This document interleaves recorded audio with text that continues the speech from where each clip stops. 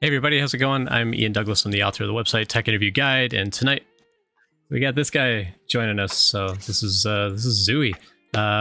So for those that have seen zuwee222 hanging out in chat, this is Zuwee. So big welcome. It's good to have you. We've been chatting for a little over a year now, just off and on, both offline as well as in chat. And happy to have you as part of our community here for sure. So welcome. Why don't you introduce yourself and tell us a little bit about you and like what you're up to and stuff like that. Yeah, thanks for having me. I know it's been a long time coming. Yeah. My name is Duy, or Zuwee. That's what my friends and family know me as. Sorry if I sound like a little hoarse. I just got over bronchitis. Oh no, So it's no good. yeah, but just in time for the stream. So I currently work at Travelers. Previously, I was a chef for about a decade, and during the pandemic, I think along with a lot of people, decided it's time for a change, and did the boot camp for 20 weeks, and now a full stack developer. Awesome. So how did you get interested in coding? So, making the change from being like a chef and cooking, and I got tons of respect for that because I love to cook myself. I'm sure now I want to pick your brain even more about like, give me some of your, favorite tips and stuff like that. Like, how do you chop things so fast? Like that boggles my mind. I'm always worried about like slicing my hands because this is my livelihood right here. Right. Right. It's so how did you make the transition? Like going from something that's so hands-on and something like cooking and, being a chef to being in code, like very different sort of mindset and things like that. Although there are like problem solving, things and sort of debugging, like what's wrong with that dish? How do I fix it? Kind of stuff. But what was that transition about? Working in tech is not new to me. So previous to working as a chef, I used to work in the tech industry as working with hardware. So I would help set up networks and build computers for small companies. And the only reason why I jumped out of that to join the kitchen industry is because my mom, she wanted to, her dream was to start a restaurant, and of course, being a good son, gotta help her out. And then next thing you know, I got hooked. It was something that I was really passionate about. Really, I didn't think that it was something that I would enjoy. Being in a kitchen for 90 to 100 hours a week in a hot kitchen, but it was definitely something I enjoyed and never really complained about, other than forgetting to eat at the end of the night. That was a really odd thing. Most chefs you'd think being around you'd think being around food that you'd be like nom nom nom nom nom all the time, but yeah, exactly. But really, when you're around food, the smells actually trick your brain into thinking you're eating. So that's why you don't really get hungry while working in kitchens, and until like about half an hour later, when all the smells are gone, you're like, oh my god, I'm starving. But that's funny. So I reached during the pandemic, I just got really stir crazy. So I reached out to a friend, asking him, do you have any leads on anything in tech, like doing even tech support. I just needed some type of outlet, and a friend of mine just told me, have you thought about coding? And it's never crossed my mind. I just always thought, I'm not sure if I'm dating myself here, but I remember Angelina Jolie and Hackers, where there's code flying all over the place. Yeah, hack the planet, right? And and that was like that was my knowledge of that and the Matrix. It's just gonna be a bunch of green code. You just look at code, it's like, oh, that's a blonde, that's a redhead, that's a man. That's crash override. Yeah, whoa, dude's got it right. Yeah, crash override and zero cool and Right. and it's so funny to see what those actors actually went on later to do. Like Zero Cool went on to play like Sherlock Holmes, and the other one of the other guys was like Shaggy in the Scooby-Doo movie. Like just all the different directions. And of course, you know, Angelina Jolie went off and did like Laura Croft movies, and you know, got super famous too. But yeah, it's crazy. yeah. Yeah, so they told me about a boot camp called Prime. He's hired people from there, which I've seen ads on Facebook about it, but I always thought like, oh, you know, those things are probably a scam. And but he's, you know, he told me, he reassured me that that, you know, that they're legit. The people that come out of there are, you know, very knowledgeable. Yeah. And you know, I just looked into it, and I'm like, ooh, that's kind of a lot of money for, you know, especially being working from a kitchen. Don't make that much, especially after taxes. Yeah. But you know, I looked into grants, um, and Prime does offer some grants also, to help build diversity. So I was able to get the diversity grant that they offer. Also, somehow I got connected with this uh, Jewish company that helps people land jobs, and Okay. they you know, offered typically $5,000, but because during COVID, not a lot of people signed up for it, so they actually doubled like Oh wow. my grant, and Nice. I pretty much had no excuse to you know, not go. So yeah, I did it. How did you make the choice to go to Prime Academy? Like there's lots of boot camps out there, and some of them are virtual. Of course, during the pandemic, like most of them went virtual at that point. Right. How did you make the decision over like which boot camp you wanted to attend? Was it their outcomes? Was it the length of program? Like, how did you decide that that was the program that you wanted to take? Just word of mouth through my friend. He was a director for Ameriprise, Okay. and he would do front end development.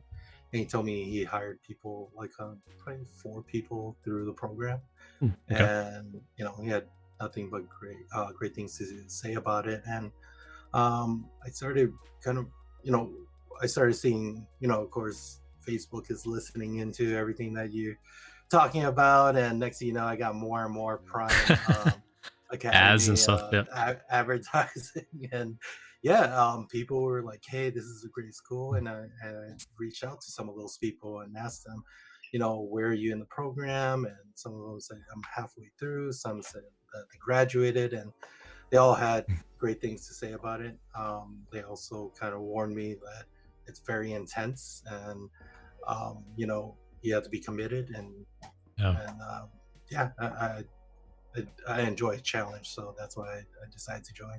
That's cool. And a lot of those programs are like, you can't work a job and do the program. Like, you got to go all in on this thing. I imagine Prime was Well, something similar.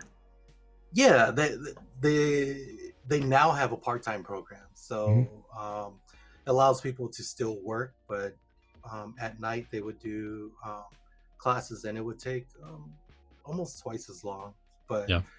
it gives the, you know, people the ability to still go to work, and you know, um, not fully commit in the sense where it's like all or nothing. Right. Yeah. Very cool. I forget how I got connected with Prime. I think I like last summer when I started streaming, and I was, you know, I had just kind of refreshed some of the email series content, whatever. I think I actually went through, I think, Course Report as a website. And Course Report's a site where you can go find all these boot camps and what the program's about and how big it is, and people can go leave reviews and things like that. And I think I just went Right. through Course Report, and I'm like, go find me all the code schools. Let me just connect with them and say, hey, I do resume workshops, I do interview prep, I do live streaming, I've got this free email content. Like, how can I help? Like, I just want to volunteer my Right. time. And it's funny how few places actually reached back out and said, like, we have an opportunity where you can volunteer.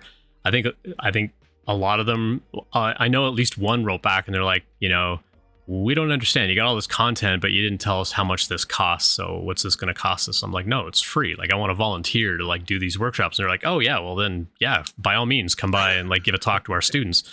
And so I don't know if it was just how I was wording it, but like, I honestly didn't hear back from most of the schools that I reached out to saying like, Yeah. hey, I offer this free advice. It's just one perspective of many, but like, I do resume reviews, and I would give like a little bio background of like who I am and like why I'm doing this, and that I was I was a teacher at Turing for 4 years and so on.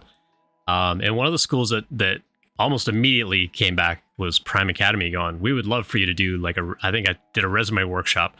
And you were, I think, in the crowd that day. And then I think we had another call after that, didn't we? I think you asked to like hop on a call or something. Or I did like a follow-up workshop or something that you were part of as well. And then we just kind of connected on LinkedIn, and we've been sort of chatting ever since. Yeah. I mean, like a lot of the things that you were saying about, how hard it was to interview, that really resonated with me, because at the beginning it was just a horrible experience. Like trying to figure out like my own path, like you said, there's different points of view on how, like, best practices for interviews. But what really resonated with me when we connected was there's no one way of doing it. Like, I revised my resume probably 5 times, and you helped me through the course on like just revising it over and over until it really sounded, I felt like it sounded more like me, That's cool. versus like fill in the blanks and put in like what you do, and Yeah. and just interviewing. I think when you told me, like, yeah, it's great, like everything, like, yeah, you're coding and you're doing these leak code challenges and hacker rank challenges, but at the end of the day, they're really hiring you for you.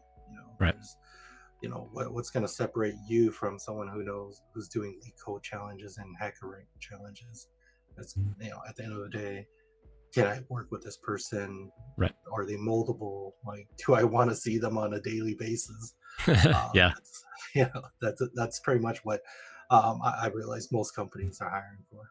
Yeah. And one thing that I see a lot in like bootcamp programs and coding programs and so on is they work through curriculum, but then every graduating class, like their resumes, like aside from their name and their contact information, their resumes are almost identical.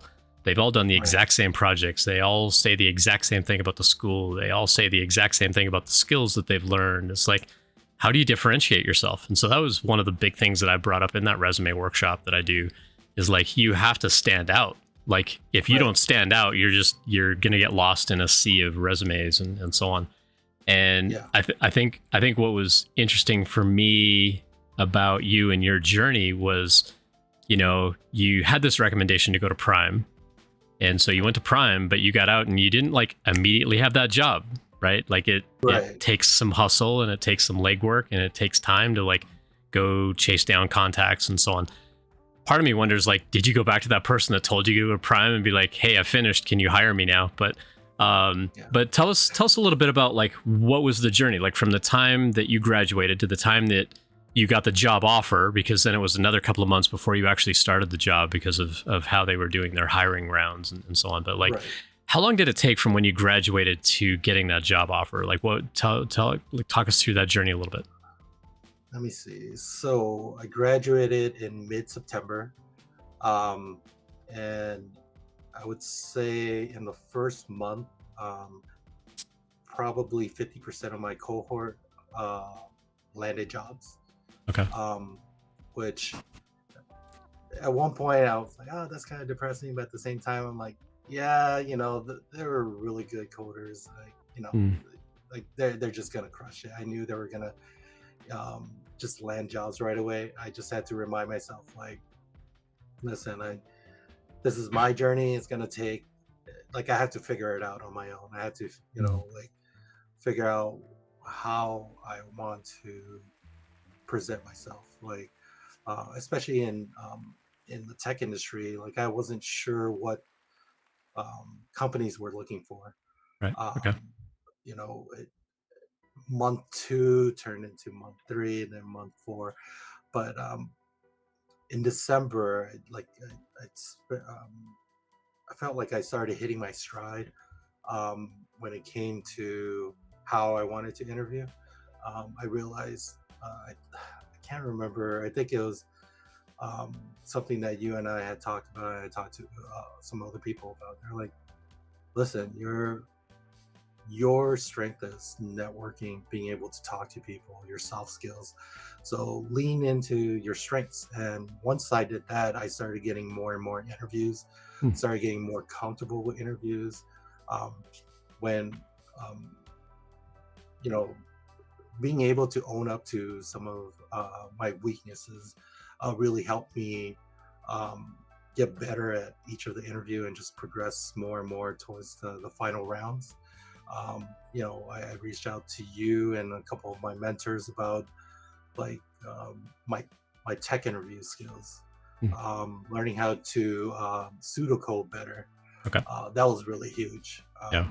because at the beginning it was kind of like really defeating where I just go through a problem and realize like you know there'll be a lot of awkward silence because I'm trying to work through it in my head.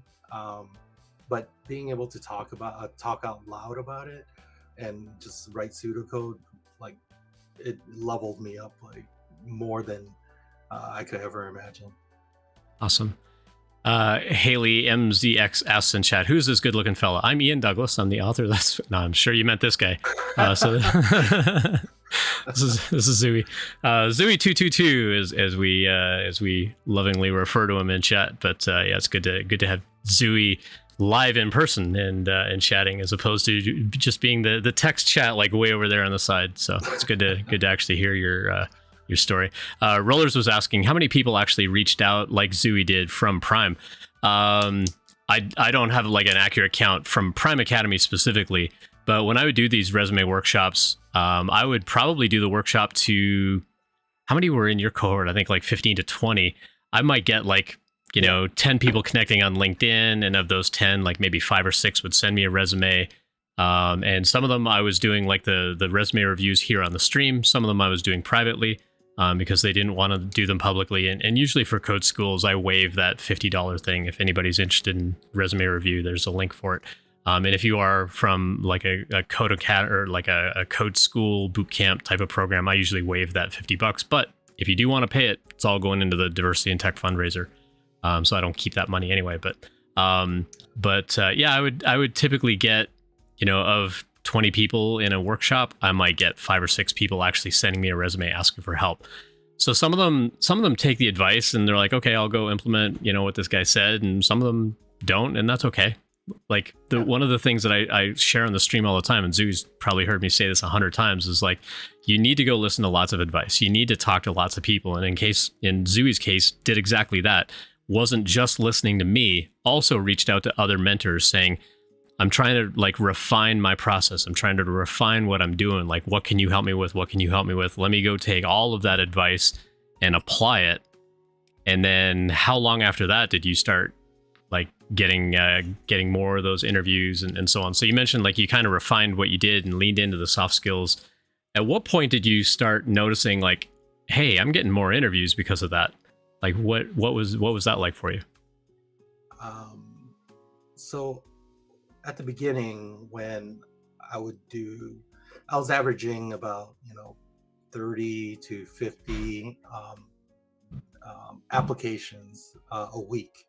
Okay. And that was just going on LinkedIn, going on Glassdoor, just any application I could put out there. I just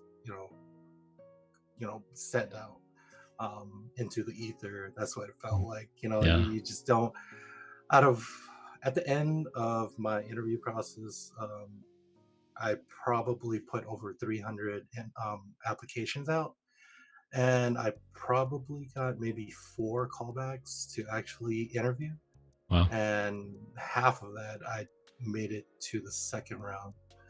Um, of course, a lot of them I did put applications in where they said, "Oh, we want a junior or associate developer, but with 3 to 5 years experience." I'm Right. like, You're that applying sounds anyway. like me. Yeah. Yeah, I was like, that That's sounds like good. me. I'm No, gonna apply. definitely go apply Yeah, for those anyway. Don't let yeah, that kind of stuff hold you back for sure. yeah. Because the in my head, I thought, well, what's the worst they could do? Say no or reject my application, um, which most of the time they did. But there were a few that actually interviewed me anyways. I reached out to, typically there's the name of the person who's recruiting for that job, and I'll reach out to them like, hey, I know I may not be qualified for this job, but I would love to get the experience of interviewing. Would Hmm. you be able to find someone who's willing to put out that time to do That's that? cool. So That's a great yeah, idea. Yeah, yeah. um, yeah, there were some interviews where I'm like, this is way over my head, but I'm gonna try anyways. And I explained to him like, okay, this is how I would do it with the knowledge that I have. One of the tech interview questions was, how do I find how do I code something to run phone numbers through to let you know whether or not it's an easy phone number, as in Hmm. um, the number can be no more than one space away. So if the first Oh, number is a on the one dial pad. I on the remember dial working pad, through that yeah, problem with you. I remember talking through that yeah, one with you. Yeah, right. And it was, I knew like this is way over my head, but the way I broke it down was I would do it in JavaScript. I'll break each of those lines into an array, and um, kind of I did some pseudocoding with that, but I never got to the final answer.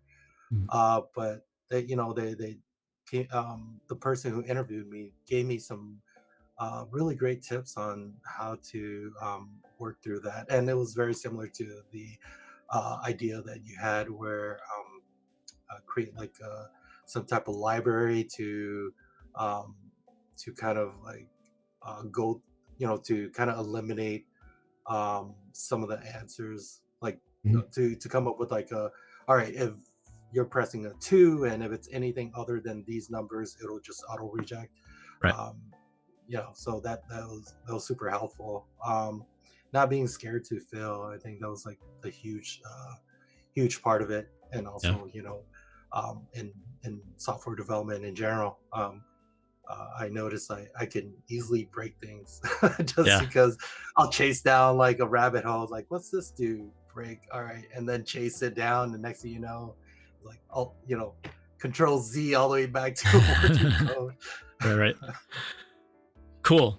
I still remember the day in chat when you came by and you're like, I got the offer, and we're like, yeah, like, so we got the Oh job yeah, offer. that Like, was we were so crazy. happy and we were like going crazy in chat for you, and we were super thrilled. But then it took a little while. Like, I think you got the job offer in January, but you weren't going to start that job until April. Right. And I think that also shows like a bit of tenacity and patience on your part, because it took you 4 months to get the offer, and then it took you another 4 months to actually start the job.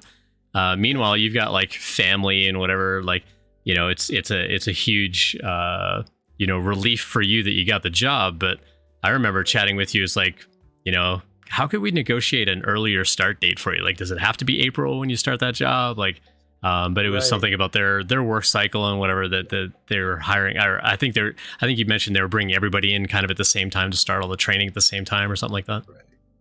Well, you mentioned like, can I negotiate something earlier, which I did, Mm. and they were going to bring me into the March cohort, but because the company that they hired to do a background check messed up on my um, my background, Oh, okay. it took longer than it needed to be. So I could have Gotcha. started in March, but because the background check took like, I think, almost 2 weeks Okay. versus 3 days that Oh, most other wow. people had. Yeah, so that was like the nerve-wracking part. It's like, did I do anything in the past? I actually had to do a background check on myself just to make sure everything was Right. okay. It's like, is there something on my my criminal report that I don't know about, some identity thing? Right. So you go to Prime Academy, you spend 5 months there and dollars, learning how to be a coder.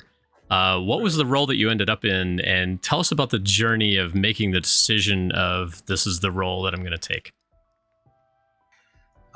So I got accepted to, well, the odd thing is, I got accepted to a role that I didn't even sign up for. I applied to this company about 4 times prior, got auto rejected every single time. I reached out to someone who graduated a cohort before me, and he said that he would get my name to the right people. Next thing Okay. you know, I get a call from the recruiter for the TLDP, which is the Technology Leadership Development Program, and it was a role that I didn't even sign up for. So it was great. So I got to talk to the recruiter, and he got me through the system, really quickly. Um, so the current role I'm in, I'm working on back end development. So they call it BI product, so Okay. business insurance, and working on a product on helping um, streamline and move to AWS, their rating program. So they for insurance companies, you have to do a rate for businesses on like what they want to insure, their employees, their building, etc. Um, it Each time they do a rating, a rate or a quote, it would generate a document every single time, and Hmm. like the team that I'm currently working on, we do discovery work, and we're asking, is that is that how it should be done? Like, yeah, we've been doing it. Like, the company's been doing it for like, you know, 10, 20 years. Um, me being new, I thought it was kind of a dumb question to ask, but like, you know, um, they did ask for what I thought about it, and I asked like, so I know I'm new, but why is there a document printed every single time you quote? I mean, is it something that they need, or Mhm. can you just put it in a UI so they can look at it, and if they like the quote, they can print out the document, or Right. export the document. Otherwise, if you, let's say you're doing 5 quotes per business that you talk to in the day, and you talk to, let's say, 10 clients, that's 50 documents, Word documents on your computer every single day. Like, Yeah. um, I asked them, and they're like, well, yeah, well, Why are we yeah, doing that it's though? like, yeah, why are we doing it? It's like, and they're all back-end developers on my team. So I'm like, well, how would you do it? I'm like, well, I would just take the data that like they have a UI that they enter all these values, and why can't we just continue leaving it on the UI? And when the agent is ready to print it, or go with that quote, why can't they just Do hit it a then. export button, or have that saved in you know a database where like they can access it at any Yeah. time, which led to the next discovery work where they wanted to compare 2 different uh, quotes, but there was no way to do that other than open up the document, open up the new document, and then Oh, visually go through it. visually look And at I'm them. like, Oh, that's yeah, a lot. and I'm like, well, if you do a database and just take that data into the database, you can just compare the two, or 5 documents. So that's like the great part being Yeah. new. You think it's a dumb question, but really you're bringing a new perspective, Right. because they're looking, like if you look at a code, or even if you look at um, the same picture, the same painting, someone new is going to walk up to it, it's like, oh, did you notice this, like, this new thing here? And people were like, I stared at this thing for the past 20 years, I've never noticed that. It's always a new perspective, right? Yeah. That's one of the nice things about bringing anybody new on the team, but especially entry level devs that, you know, not in a negative I way, but have like no idea. but don't know any better around Right, like why do we do it this way? And I think right. that it's good to ask those questions, not in a way where you're like negatively challenging things, Yeah, but you have to be able to get that information to understand like, okay, what's the actual motivation behind this? Like as a team, why do we do that?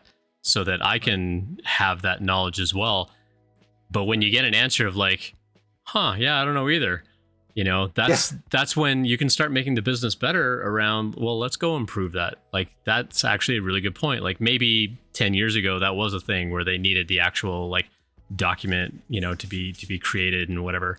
Um, yeah. not necessarily printed on a printer, but like, exported to a doc file or PDF or something like that. Like maybe there was a business process somewhere along the way that doing that automatically saved somebody a fraction of, I don't have to click a button, it just makes it for me every time. But Right, if that's a very small percentage of your users, and the rest of the users are like, oh, now I got like 5 billion documents on my machine that I need to go through and sort or clean out, like it's a bigger hassle for others. So it's good to ask those right, questions and document down those reasons and like really talk to the team about, yeah, like, can you explain why we do this, just from my own right. learning, but also Yep. from just, maybe it will expose like, how do we do this diff between these documents? Is there a way that we can just do that programmatically as opposed to visually bringing these things up, where you're gonna miss some details? Like I was looking Yeah. at a screen the other day where it's like, go compare this interface with that interface. I'm like, I don't see the difference. And like eventually I'm like, Right. oh, this one's like outlined in a different color, but I didn't even pick it up at Right. first. It's like,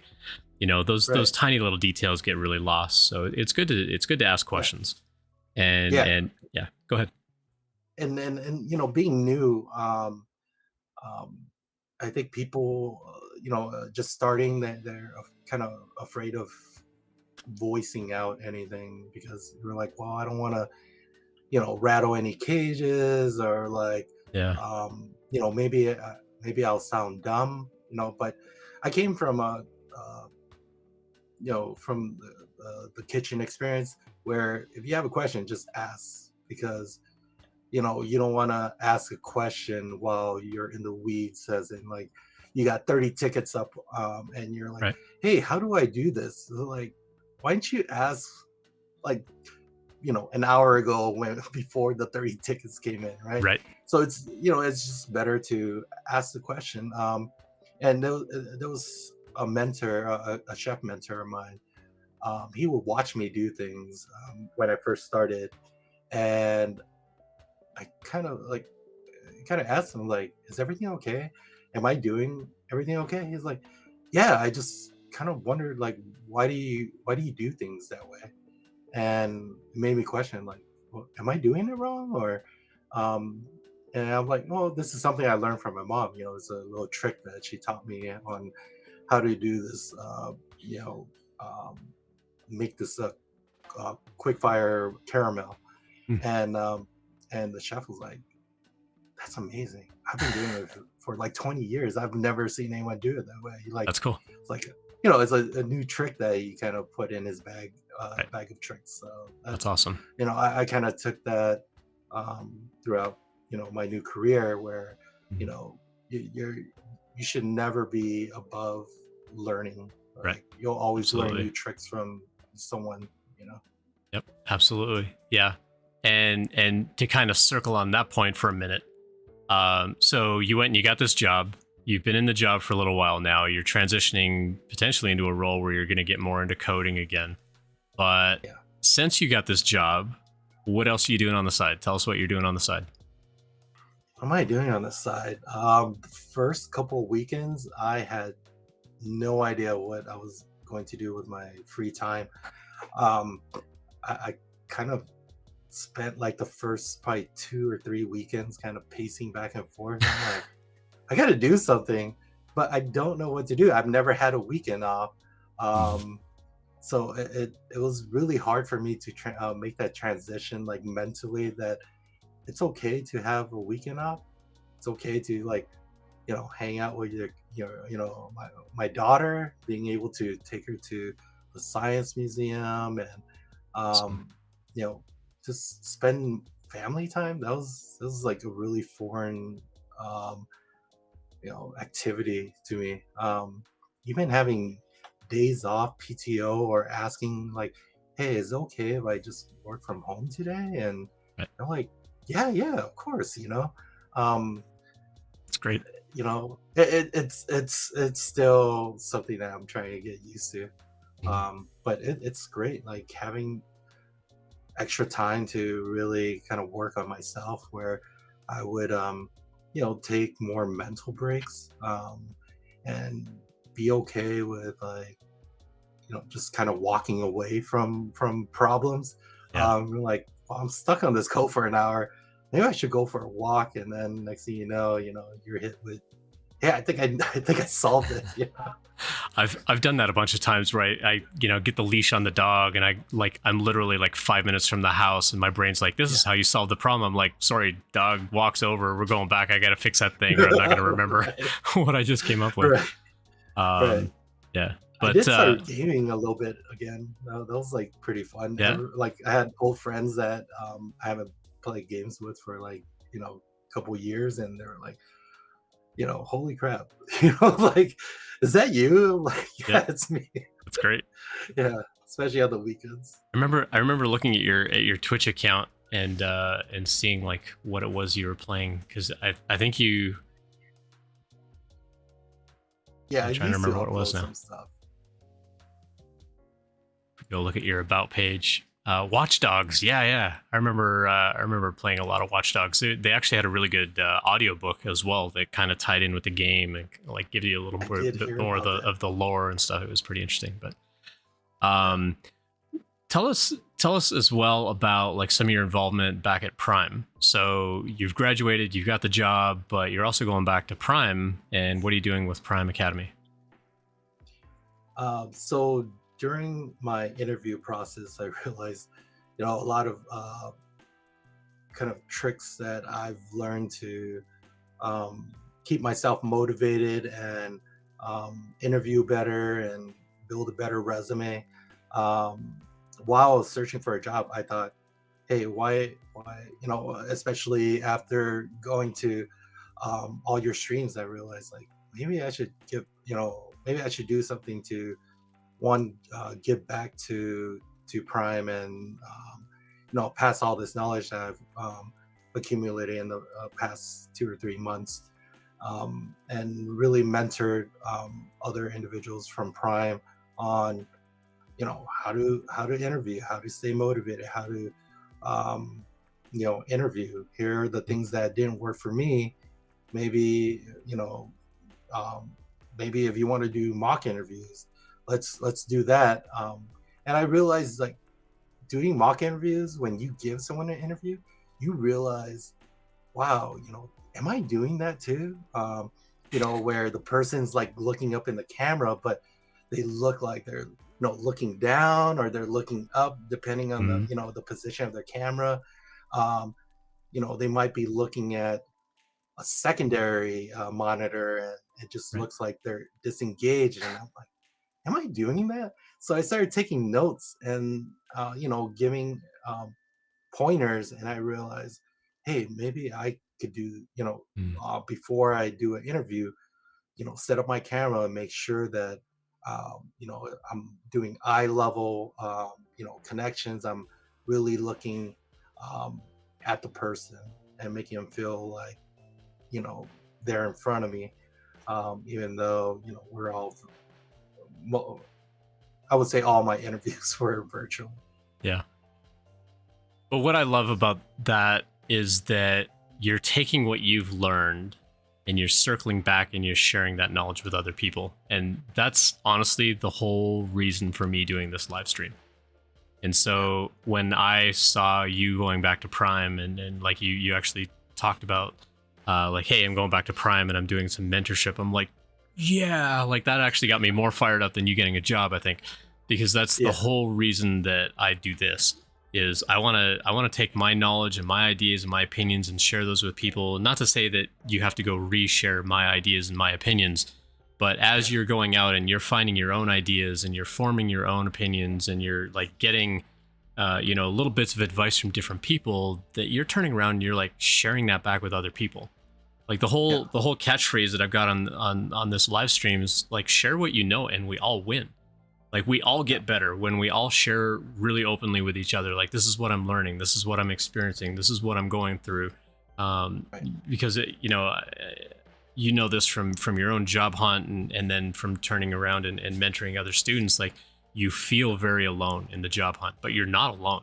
Yeah. There are a lot of people around you going through the exact same thing that you are. They're hitting the same walls that you are. They're applying for the Right. same jobs and not getting a phone call, or they get that first phone call and it doesn't go anywhere from there, or they get rejected because the tech challenge didn't work out so well. Like, everybody's Right. going through that. Like, everybody Yeah. that's applying for a job these days is going through that. So you're doing it by yourself, but you're Right. not alone. There's a whole community around here that wants to help Yeah. you out.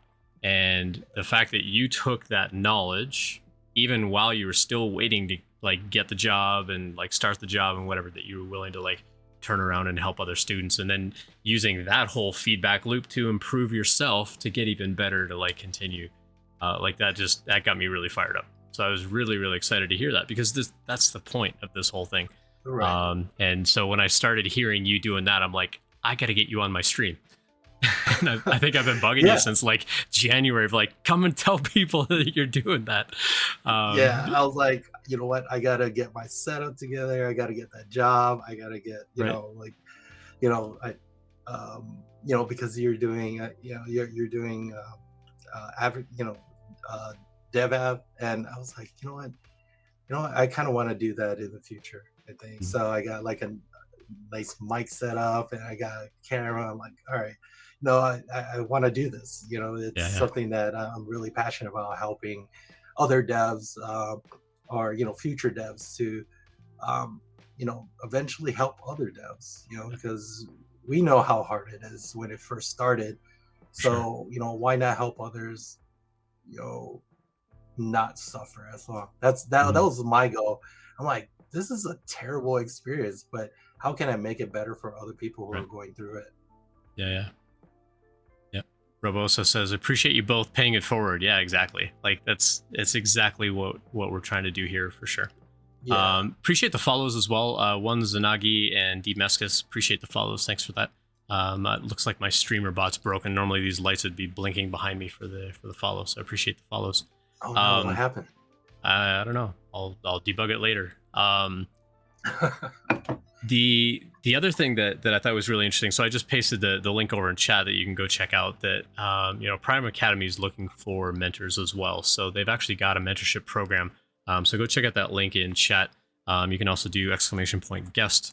And Zooey has actually been moved onto kind of a new team. So I made a short URL specific for Zooey. But tell us a little bit about the role that you're kind of transitioning into, because you've been at this role since April. So April, May, June, July, August, September, coming up on like 7 months. So after about 6 months, they're like, hey, let's talk about this other opportunity. Tell us about Yeah. that. Like, what is that transition looking like? And yeah, just tell us about the role. And so Yeah. So typically, most people don't get transitioned into a new role until a year within this program. So I think just like I listed a bunch of goals that I wanted to hit, at my 1 year mark, which is being able to push code, push my code to um, you know make a merge and actually see it go through production, and go live. And because of the current rollout, current team I was in, I wasn't coding as much. It was a lot more kind of research and development. Um, and my Scrum Master, she said that, would you be open to joining any other teams if we could find a role that you would code more in? And I said, of course I'd be open to it. I definitely want to get my hands in yeah. stuff. And As much as I do enjoy, you know, working through discovery work and just asking a lot of questions, why do we do it this way, and figuring out ways to make it work. I actually wanted to code more. So the new team that I'll be starting with, I believe next week, no, a week or two from now, um, I'll be joining the team that my tech lead and my scrum master was previously in. Okay. I'll be doing more, I think, working on defects and just cranking out more code, and they have more developers on their team, so I would get more kind of more screen time with pair programming with Awesome. some of the lead engineers. I'm super happy about that. Yeah. Just because like the team that I was with, we had a very small team. I think two other developers that I would pair program with, but they were constantly kind of working through um, user stories like super quick, and I didn't really get to code as much. So or get time with the tech lead to kind of get some mentorship. So that was one of the first things I asked when being interviewed by the other team scrum master and tech lead. They said, "Well, what is it that you want to get out of this this move?" And I said, "I want to code more. I want to be able to maybe get mentored, to not just become a better developer, but how I could contribute to the team, and ask like what is it that they want out of me, Mhm. besides just someone coding. Like I want to be more than just a developer." Yeah. You know? Yeah. RC Maniac brings up a good point in chat. It's really good when companies allow you to change teams. There are companies that are like, no, you're doing a fine job on my team. I'm not going to let you go. And there Right. have actually been stories in the tech industry about like bad managers who don't want to let you go to some other team, and so they actually write a bad performance review for you Yeah. so that you Right. can't get a transfer. Yeah. But I think a good signal Yeah. of a company is like, no, it's Yeah. okay to like Right. transfer that team. It's my job as the manager to make that opportunity available, or to find you that opportunity to like Yeah. invest in you, because that's my job, is to like help build you, and if I can keep you at the Yeah. company, that's better than having you get upset and quit, and now you're taking all that knowledge Exactly. away with you. So, Yeah, I think that's like the the big thing at the company that I work for. They're really leaning hard into retention, mm, um, because especially with TLDP, I think that's where they want. Each time they do a hiring round, it just get they have more and more developers. okay. So I think they're trying to um, like I think they realized they lost some people. I don't know the actual numbers, but Mm, I think they realized like we have to develop, and then we have to figure out a way to retain these people because we're training them, we're investing time and money into them. mhm, There should be no reason why we can't keep them, right? right. I didn't realize in tech there's so many different positions that you can um, you know like whatever you want to get into for the most part, like in this company you can do that. You just have to speak up. Yeah. Yeah. And they're willing to make that change. Like I said that I wanted to code more, I wanted to put stuff into production Mm, and merge stuff to the master code, and they're like, all right, we're going to make it happen, we're going to move you before your 1 year. it's um awesome. you know yeah, so I was pretty excited about that. The one thing I was worried about was there's an end of year review, and they're moving me like right before the end of the year, which was like, I probably have like 2.5 months, or 3.5 months to be with this new team. Is it enough time to do a proper review, or is my previous team going to have some type of say in it, where they're like, hey, um, um, this is what Zuiz did in the 6 months that he was Yeah. in this first team, and in the second team, he hasn't had a lot of time, but this is what he's done. I asked, am I going to be you know, kind of shafted? I try to put in a better term, but am I going to be shafted being in this new team? And like, well, you haven't done much in the past 3.5 months. And I would be like, well, I just started in this group. But they said, you know what? No, it's going to be a collaborative effort when it comes to being interviewed for your end of year review. It's awesome. Yep, very good. So insurance. So Travelers is an insurance company. Like that's kind of the heart and soul of what Travelers is. Did you have other interviews kind of ongoing when you got this job offer in, or were you kind of like, I'm going to apply for a job and I don't get it. I'm going to apply for a job and I don't get it. I apply for a job, I got it. So you stopped looking, or were there other jobs that you were still interviewing? Did you try to like hurry anybody up with like, hey, I got a job offer, but I really want to work there? Or was it just kind of like, oh, I got a job, I'm just going to take this job? No, I took your advice. Once I got the job, I was still in the process with interview process with two other companies, and there were just most companies are like, oh, it's going to be a week for the first interview, the next interview is going to be the following week, and so on and so forth, and then you'll get a decision maybe in 1 to 2 weeks. Mm. Once I got that job offer at Travelers, I told the other companies like, hey, I got this really good offer, but out of respect for you, I do want to go, through the process, the interview process with you. I don't want to waste your time. This is like I would tell them straight up, this is what they're offering, and some were like, you know, let's just end the interview right now. We can't compare it to that offer. And some were like, you know what, let's move on to the next round and then see what we can work out when it comes to what your pay would be. Yeah. And some made it to I made it to the final round, and Sweet. they just they're like, that's we couldn't get, we couldn't meet halfway or something. Yeah.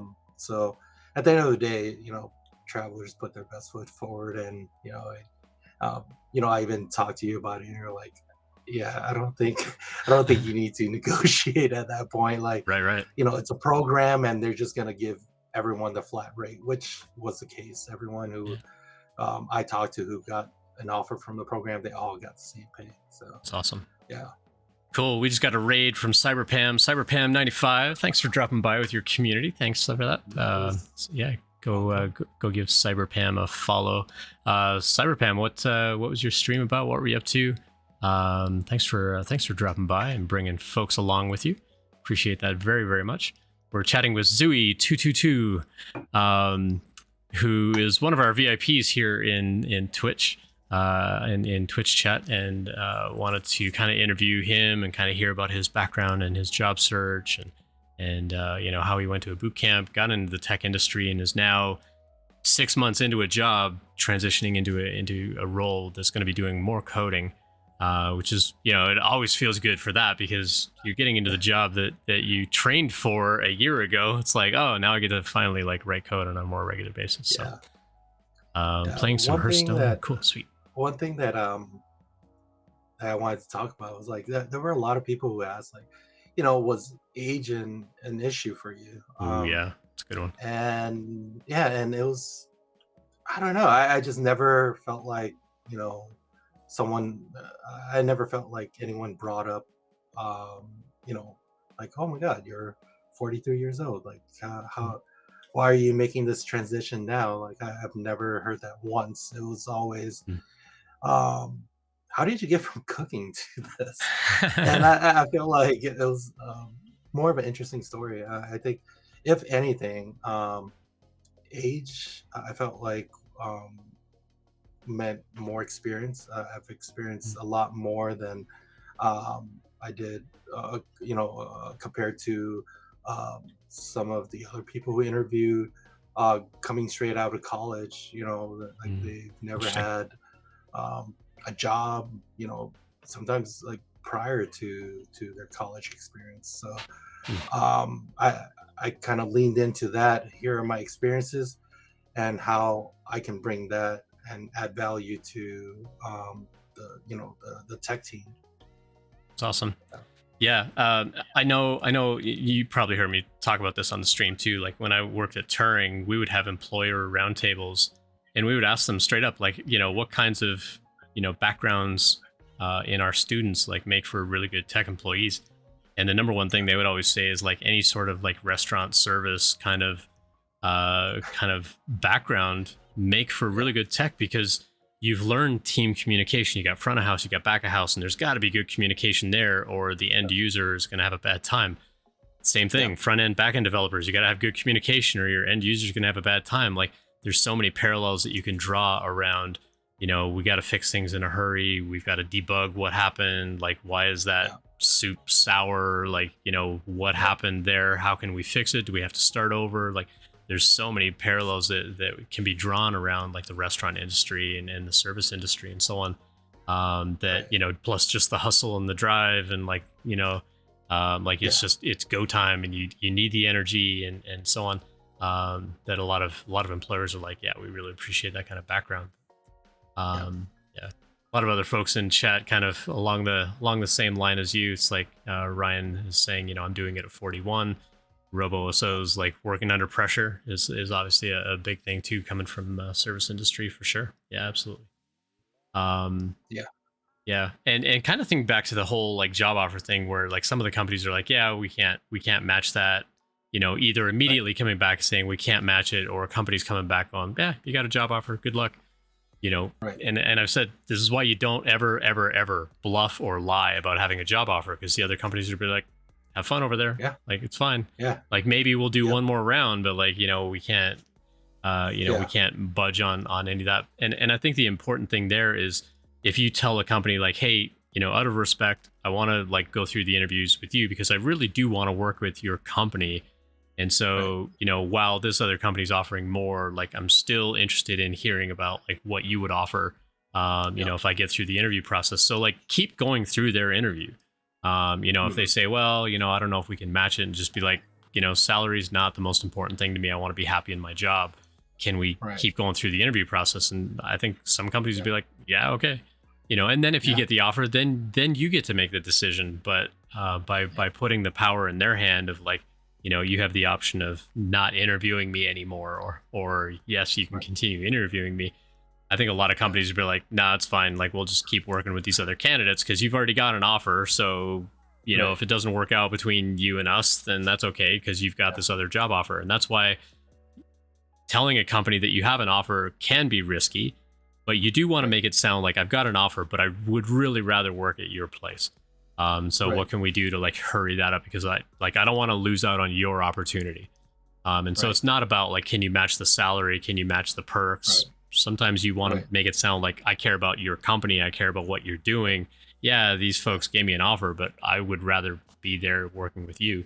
And so um, I liked to be Very. transparent about it. We've had other people in chat go, nah, if I had an offer, I wouldn't share the amount of the offer. Everyone's a little bit Mhm. different on that though. And I think it's Yeah. okay to have differing opinions. Yeah. I wanted to be like completely honest. Like, like you said, um, like you don't want to waste their time either. And Yeah. down the road, I feel like that they would respect you more if you kind of like were straightforward with them. Yeah. Because if you were just BSing your way through, they'll, especially if you're new, like you're probably gonna smell the BS, and they'll be like, "All right, this Sure. person's just trying to like, um, either string me along or just trying to um, BS their way through to get more money or something like that." Um, but I told them, out of respect, I did get an offer. I know we only talked a few days ago, and he said next week was going to be our next interview. But I know someone from my cohort that graduate and is currently working for you. Mm. I like working with him, and if he says you're a great company, I want this is the reason why I interviewed Yeah. with you. I want to work with you because of this person. Right. And they were, you know, they were very respectful when it came to, um, my time and respecting their time, and knowing that I was being honest because they love the guy that was in my cohort. Right. So they're like, yeah, we could get another one of you. That'll be great. I've known Also, I've known companies like that as well. Sorry, Riker wanted to come by and say hi to yeah, everybody. I've known companies like that too. It's like, we hired you, we like the skills that you've developed. Where can we find more like you? And yes, if you can refer other graduates, I think that's a fantastic thing to do, to help other people along on their journey, that, whether they're struggling with with their job hunt or not. Like, maybe they're just a really good coder, maybe they're really good at right. solving certain kinds of problems or whatever. Like, absolutely refer everybody that you can to those jobs. Yeah, and on top of that, like I really wanted to kind of interview without the pressure of like I need a job. Having a job offer and the way you interview after that, it's crazy. It's like night and day. You don't have this, overwhelming feeling that like, oh my God, like, am I gonna be able to get a job next week, or like what's tomorrow look like? Knowing that Mm, I had a job offer, it really changed the way I interviewed. for I sure. was a lot more relaxed. I think I um, made people like I think I was able to exude more confidence in the interviews. So it was Yeah. a really interesting perspective once you get a job and you're Takes still interviewing after that. takes a lot of pressure off, for sure. Yeah. Yeah, Cyberpam says, appreciate when companies ask employees and others for referrals. It makes for a trusting culture.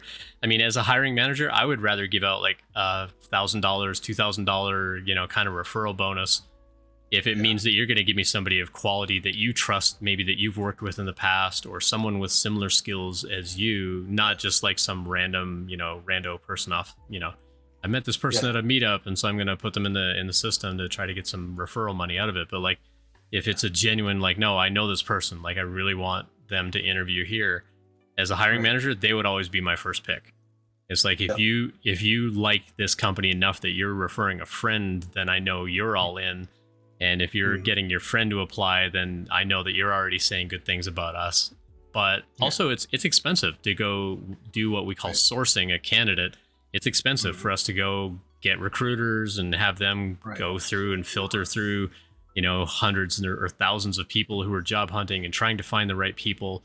It's an expensive, time consuming operation. And so if I Yeah. can shortcut that by saying, hey, Zooey, do you know anybody? I'll give you like a $2,000 referral. If you can give me Yeah. the name of somebody and I can call them and we hire them, you just saved Yeah. us probably $20,000. So yeah, I'll give you Exactly. $2,000. It's more money in my budget for later. But Yeah. part of it, Cyberpam, is a trust issue, but part of it's just the finances and the economics of it's Right. expensive to hire people. And I think that's Yeah. why companies do referral bonuses. Yeah. And I think that's getting more and more common. I know my company in the past week, they just bumped from when I first started, it was 1,000 now, and they bumped that up to about 2,000. Now it's like Wow. 5,000 for Five thousand referral. dollars Dang. Yeah, that's crazy. Like, you would think, but like you said, just to interview one person could cost, like time and like Mhm. amount of people that they Sure. have to take away from their work to interview you. It could be up to like 20,000. So 5,000 Wow. is just kind of a drop in the bucket compared Yeah, for to sure. spending all that time, right? Yeah, it's a faster process. I know that it's Yeah, somebody that you trust, and if you're referring people, then it tells me yeah, that you're going to stick around as well, because you're not going to refer right. a friend and then bail yourself and be like, all right, this person's going to come in and I'm out.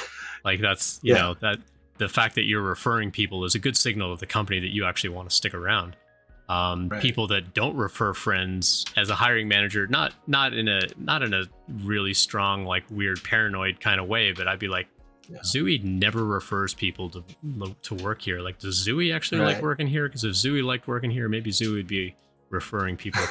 There might be some amount of that going on at a management level, but yeah, Yeah, it definitely shortcuts the process a little bit. One thing I did at one job where we had a referral bonus is I would always tell my friends, is like, hey, I really like working here. I'll submit you as a referral, and if you get the job, I'll split that referral fee with you. Yeah. Partly as an Yeah. incentive to them of like, hey, thank you for letting me refer you and get the bonus because it's a bit of money in my pocket, but I'll split it with you. So if you're gonna get $5,000 per referral, and we got 10 people in chat right now. So if you refer all 10 of those people, no, just kidding.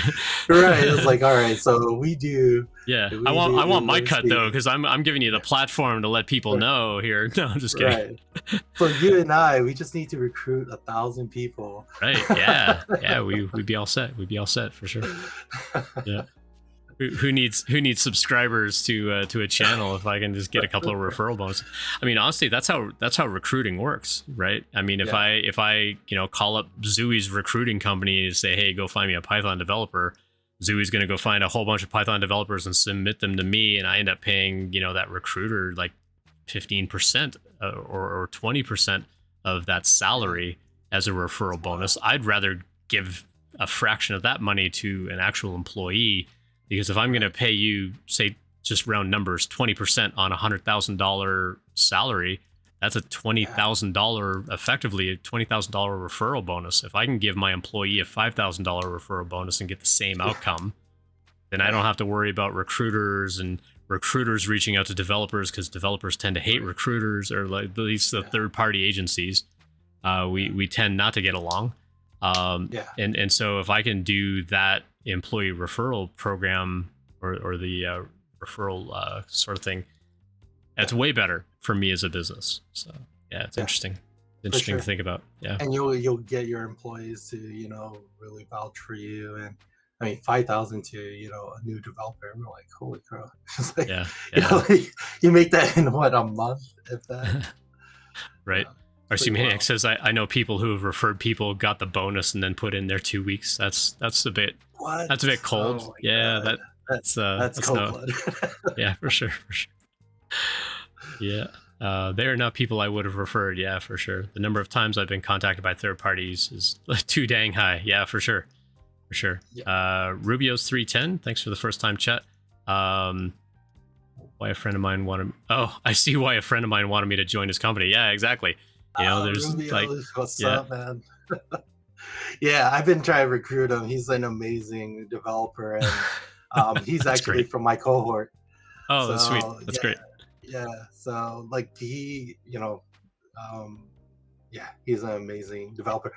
His solo project actually got him his job because it was something that his company was looking for. Like his particular actually, it wasn't the solo project, it was the group project. But what he did was he coded a poster, almost like a kind of like a poster that talks about, like, you could enter quotes that are inspiring, and kind of a vision board, right? Okay. So he was able to convert like what people would enter into some of the pages, and like, hey, this quote inspires me, this person inspires me, and somehow he got it to fit in a poster into different sections of the poster.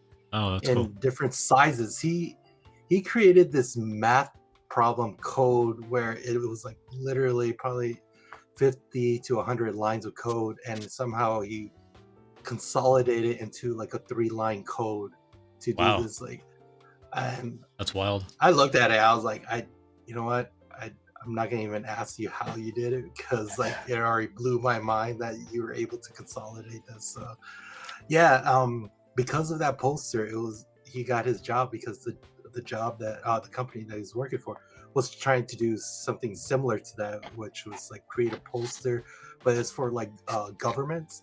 I think it was something similar to at restaurants where they have safety features where hey, you have to do this, or if you here are the labor laws. His poster was supposed to do something similar to that, and yeah, blew my mind. That's awesome. So the advice I've been giving out about, like, hey, if you have a highly relevant project on your resume, you're more likely to get someone's attention. Yeah, I'm not just making stuff up here, folks. No, it was crazy. And when I did my project,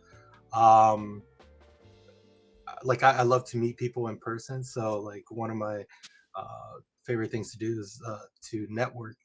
And I would tell them about this project, and they would be like, "Oh, that sounds amazing! I wish I could look at it." I'm like, "Well, I That's actually had it on my phone because my cool. application was a mobile app that allows you to look for recipes with ingredients that you have in your fridge. Yeah. You know, Jesus, it was called No Time, but time as in the herb time. TYHME. Yeah. That's great. Yeah, yeah. So I was like, "Hey, here's the link for it. If you want access to it, just create an account." And people were blown away that it was like ready to go, and Right. they actually seen it working. Yep. So Being able to yeah, experience an app is like such a game changer on a resume where I can like click a link and I actually get to see what you've done is yeah, far better than just taking me to GitHub or like, GitLab or Bitbucket or whatever, like to see your code. That's one thing.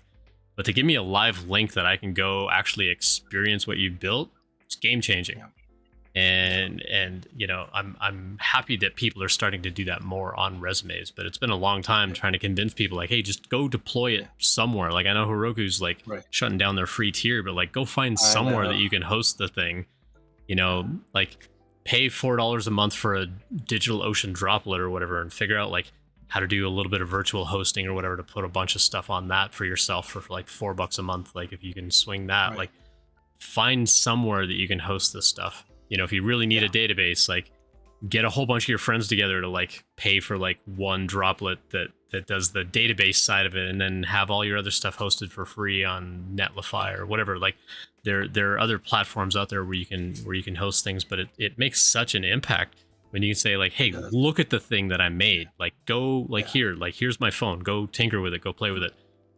yeah. It's such a game changer. Because like sometimes I feel like, oh, they're kind of brushing me off by saying, "Oh, that sounds like a great idea," and then when you actually show them, they're like, "Oh, wow, this person's really prepared." Yeah, Yeah. it sets a different tone. Um, versus someone is like, "Oh, I'll take a look at it," but if you show it to them, like on Right. the spot, they have no way of escaping the situation of like, all right, I have to look at it. Yep. And then it puts puts a face to the app and an app to your resume. So For sure.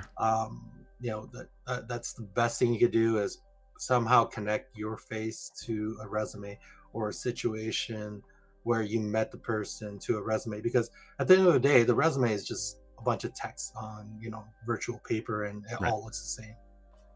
Yeah. So putting a face to or an experience to that is going to set you apart. Yeah. Cyberpam, I think, just hit on the next $1 billion idea to have a fridge that can scan the barcodes and log the food inventory, and then use that app to see what's in the fridge. I You know, think to there's already something like that.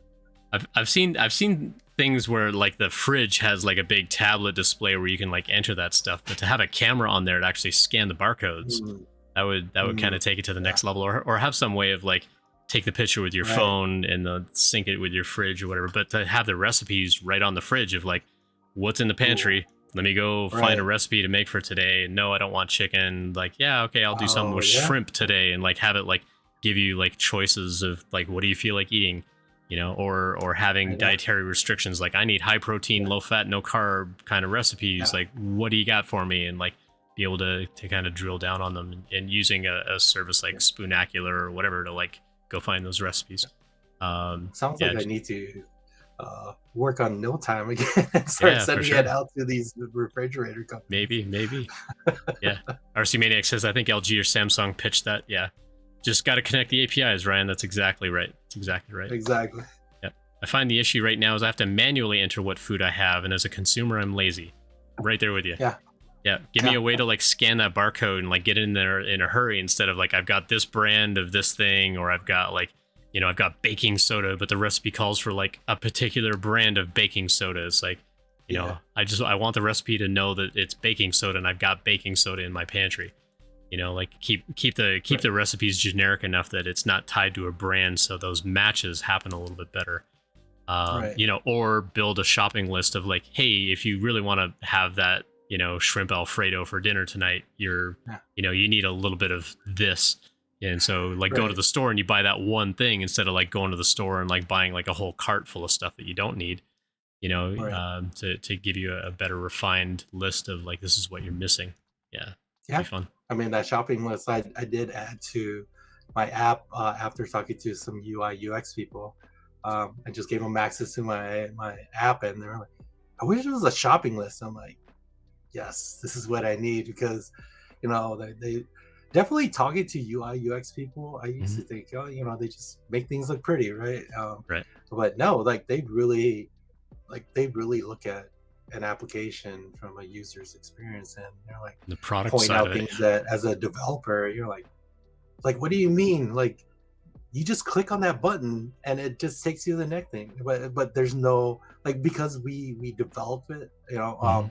people, like, you just assume that people are going to do exactly the way that you intended it, but Right. people figure out ways of breaking things all the time. Yep. You're like, Well, oh and well, and it's also hard to convey what your intention is. Like I intend for you to right, do step 1 through 5 kind of thing, but like maybe right, they don't want to follow that flow. Maybe they want to figure out their own right. flow or whatever. Like it's Yeah. tricky for sure. Sometimes they'll ask like, "Oh, well, what if I want to go back to this step versus this step?" I'm like, "Why would you Mhm. do that though?" But Right. they're like, "That's what users want to do sometimes." And Exactly. Yeah. figuring out ways of like develop coding that it definitely makes things interesting. Yeah. Mercy Maniac says like bang on. Like always ask someone else to use the app. Yep. Because we are the Yep. first users, but we are not going to be the users. Like we don't build these apps for ourselves usually. We're building them Yeah. for other people to use. So yeah, keeping other Yeah. people in mind is huge.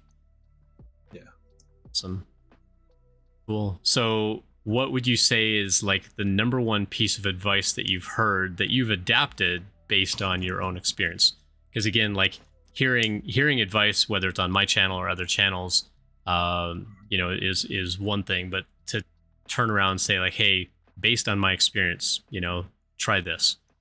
What would you say is like, you know, the most, maybe the most common piece of feedback that you've given to students back at Prime or other people that you chat with about job hunt and staying motivated and all that kind of stuff? The number one thing would be to remember it's your journey. Don't compare yourself to others, Mhm. because they're getting a job for themselves. You're getting a job for yourself. Like, it doesn't matter what other people are doing and like how quicker they're getting their jobs, or how much easier they're going through interview process. You have to figure out your own way of doing things, and lean into your strengths. It's easy to really get into your head and you're like, well, I suck at this, I suck at that. Well, what are you good at? Like, Mhm. for me, I was a stronger I was stronger in my soft skills versus my tech skills, and I knew it was going to take time to level up my tech skills to eventually match my soft skills. But at the beginning, I knew the way I'm going to get my foot in the door is to be myself and Mhm. network and talk to people and just um, networking. I think a lot of people really kind of forget how important that is, because um, that's how I've gotten almost most of my jobs in my lifetime, was knowing someone or just talking to someone who knew someone, that needed someone like me. And that's how I ended up getting this job. um, or like, when I remember I interviewed at Target, Mhm. um, Yeah, I remember that. sent a bunch of applications. They always rejected me until I went to this live event, and someone saw that I was wearing my Prime hoodie, right up to me. It's like, "Hey, are you going to Prime, or did you graduate from Prime?" I'm like, "Yes, I just graduated." It's like, "Hey, I'm a software developer. I'm a senior software developer at Target." And I'm like, "Are you looking for a job?" I'm like, "Yes, but you guys keep rejecting me." He was like, It's "All funny.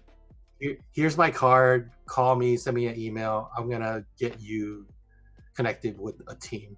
And yeah, I got connected within like, Some you know 2 days after I met that person. wow.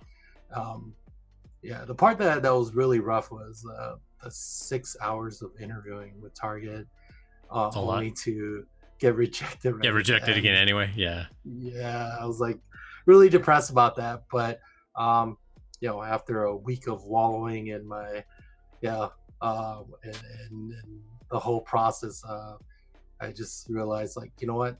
Come January, I'm just gonna go back hard into it. Forget Mhm. what everyone says, like, oh, Right. December and January are the hardest to get a job. I'm like, I'm just gonna talk to everybody. Yeah. You got me connected to someone from Peloton, and he and I still talk. Uh, um, did you see a picture that he just had a baby, like, Yeah. I think a month or so ago? Oh yeah. Yeah. Um, June. yeah, Yeah. Yeah. yeah, A little over a month ago, but yeah. yeah, yeah. He gave me some really sound advice too. Yeah. Um, June's great. it's like, yeah, yeah, Yeah. The other thing that struck me interesting, like when you were talking about your job hunt back in September and how like some of your cohort were getting jobs like right away, and you're like, yeah, you can look at that and you can get discouraged, or look at it and go, well, yeah, they were the best coders in the cohort, so of course they got a job. But right, I think it really comes down to your mindset and your growth mindset of they got a job because they're a good coder. But if you have the mindset of like, well, they got a job because they had this training, I've also got that training, the fact that they can get a job means I'm also going to get a job. yeah, But it's very easy to slip back into, well, they got a job, that means there's less jobs, that means I'm going to have a mm, harder time finding a job. It's like, no, there are yeah, so many more jobs out there right now than there are people for those right, jobs. It's just the companies are too right, picky and they don't understand what they really need. So keep yeah, applying for those jobs, keep interviewing for those jobs. I think that that's important, but I think you have to have the right mindset around other people are getting jobs, so there are jobs out there, I can also get that job. yeah, It's just I haven't yeah, found the right one yet, but I'm gonna find it. yeah, And if other yeah, people can do it, so can I. Because they did that yeah, training, I'm doing that training. So same thing with like 100 devs. Like we have a lot of like you know Robo Oso going through 100 devs in chat right now, and like others that yeah, kind of filter through doing 100 devs. It's like people from 100 devs are getting jobs, and they share those job stories. Like I think once a week when Leon streams, he's like, let's go yeah, through. There were like 10 new jobs this week. Let's go through each of them. And it really gets everybody yeah, fired up because everybody's like, well, if they can get a job after doing this training, then so can I. And it right, shows people that it's possible. Where yeah, if you have the mindset of like, oh, they got a job, well, of course they got a job, they're awesome, and I'm not. It's like, yeah, well, you're already yeah, defeating yourself, right? You're right, already you're already sort of holding yourself back. Like, don't hold yourself back. Just go apply for those yeah, jobs, right? There are jobs out exactly, there. You gotta keep at it. It's not always a quantity thing. Like I hear a lot yeah, of people, and even your own story of like, yeah, by the end of it, I applied for like 300 jobs. Finding that first job in yeah, tech is hard. Like, there's no sugarcoating that at all. It's hard to yeah, get that first job. But I think if you can properly convey the value that you bring, even the whole like, yeah, oh, December, January is not a great time of year. We're coming up on December, January. You can still go yeah, get jobs. We had students at yep, Turing go get jobs all the time because they understood how to convey that value that they're bringing to the team. And companies are like, yeah, all right, we'll bring you on the team. Like, we still need to hire people. Like, we can't put all of our hiring on hold until January. And they would continue to yeah, interview, and students were getting the jobs.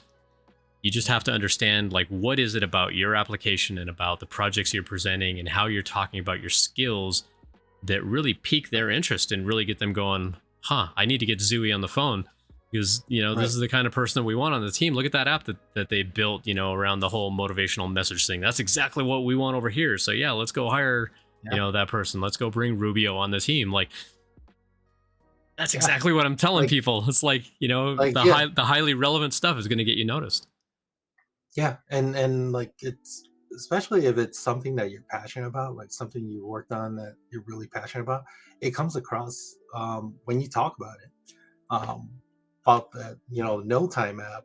It was something that I've always wanted to do. I'm like, God, I hate standing in front of the fridge, and then I get frustrated because, like, I got these 5 ingredients and I can't think of something off the bat. It's like, Right. I give up. Close the fridge, and then Make some and macaroni or then you're something, like, right? yeah, macaroni or some ramen. I'm like, oh Yeah, God, just like, I wish I had something to eat.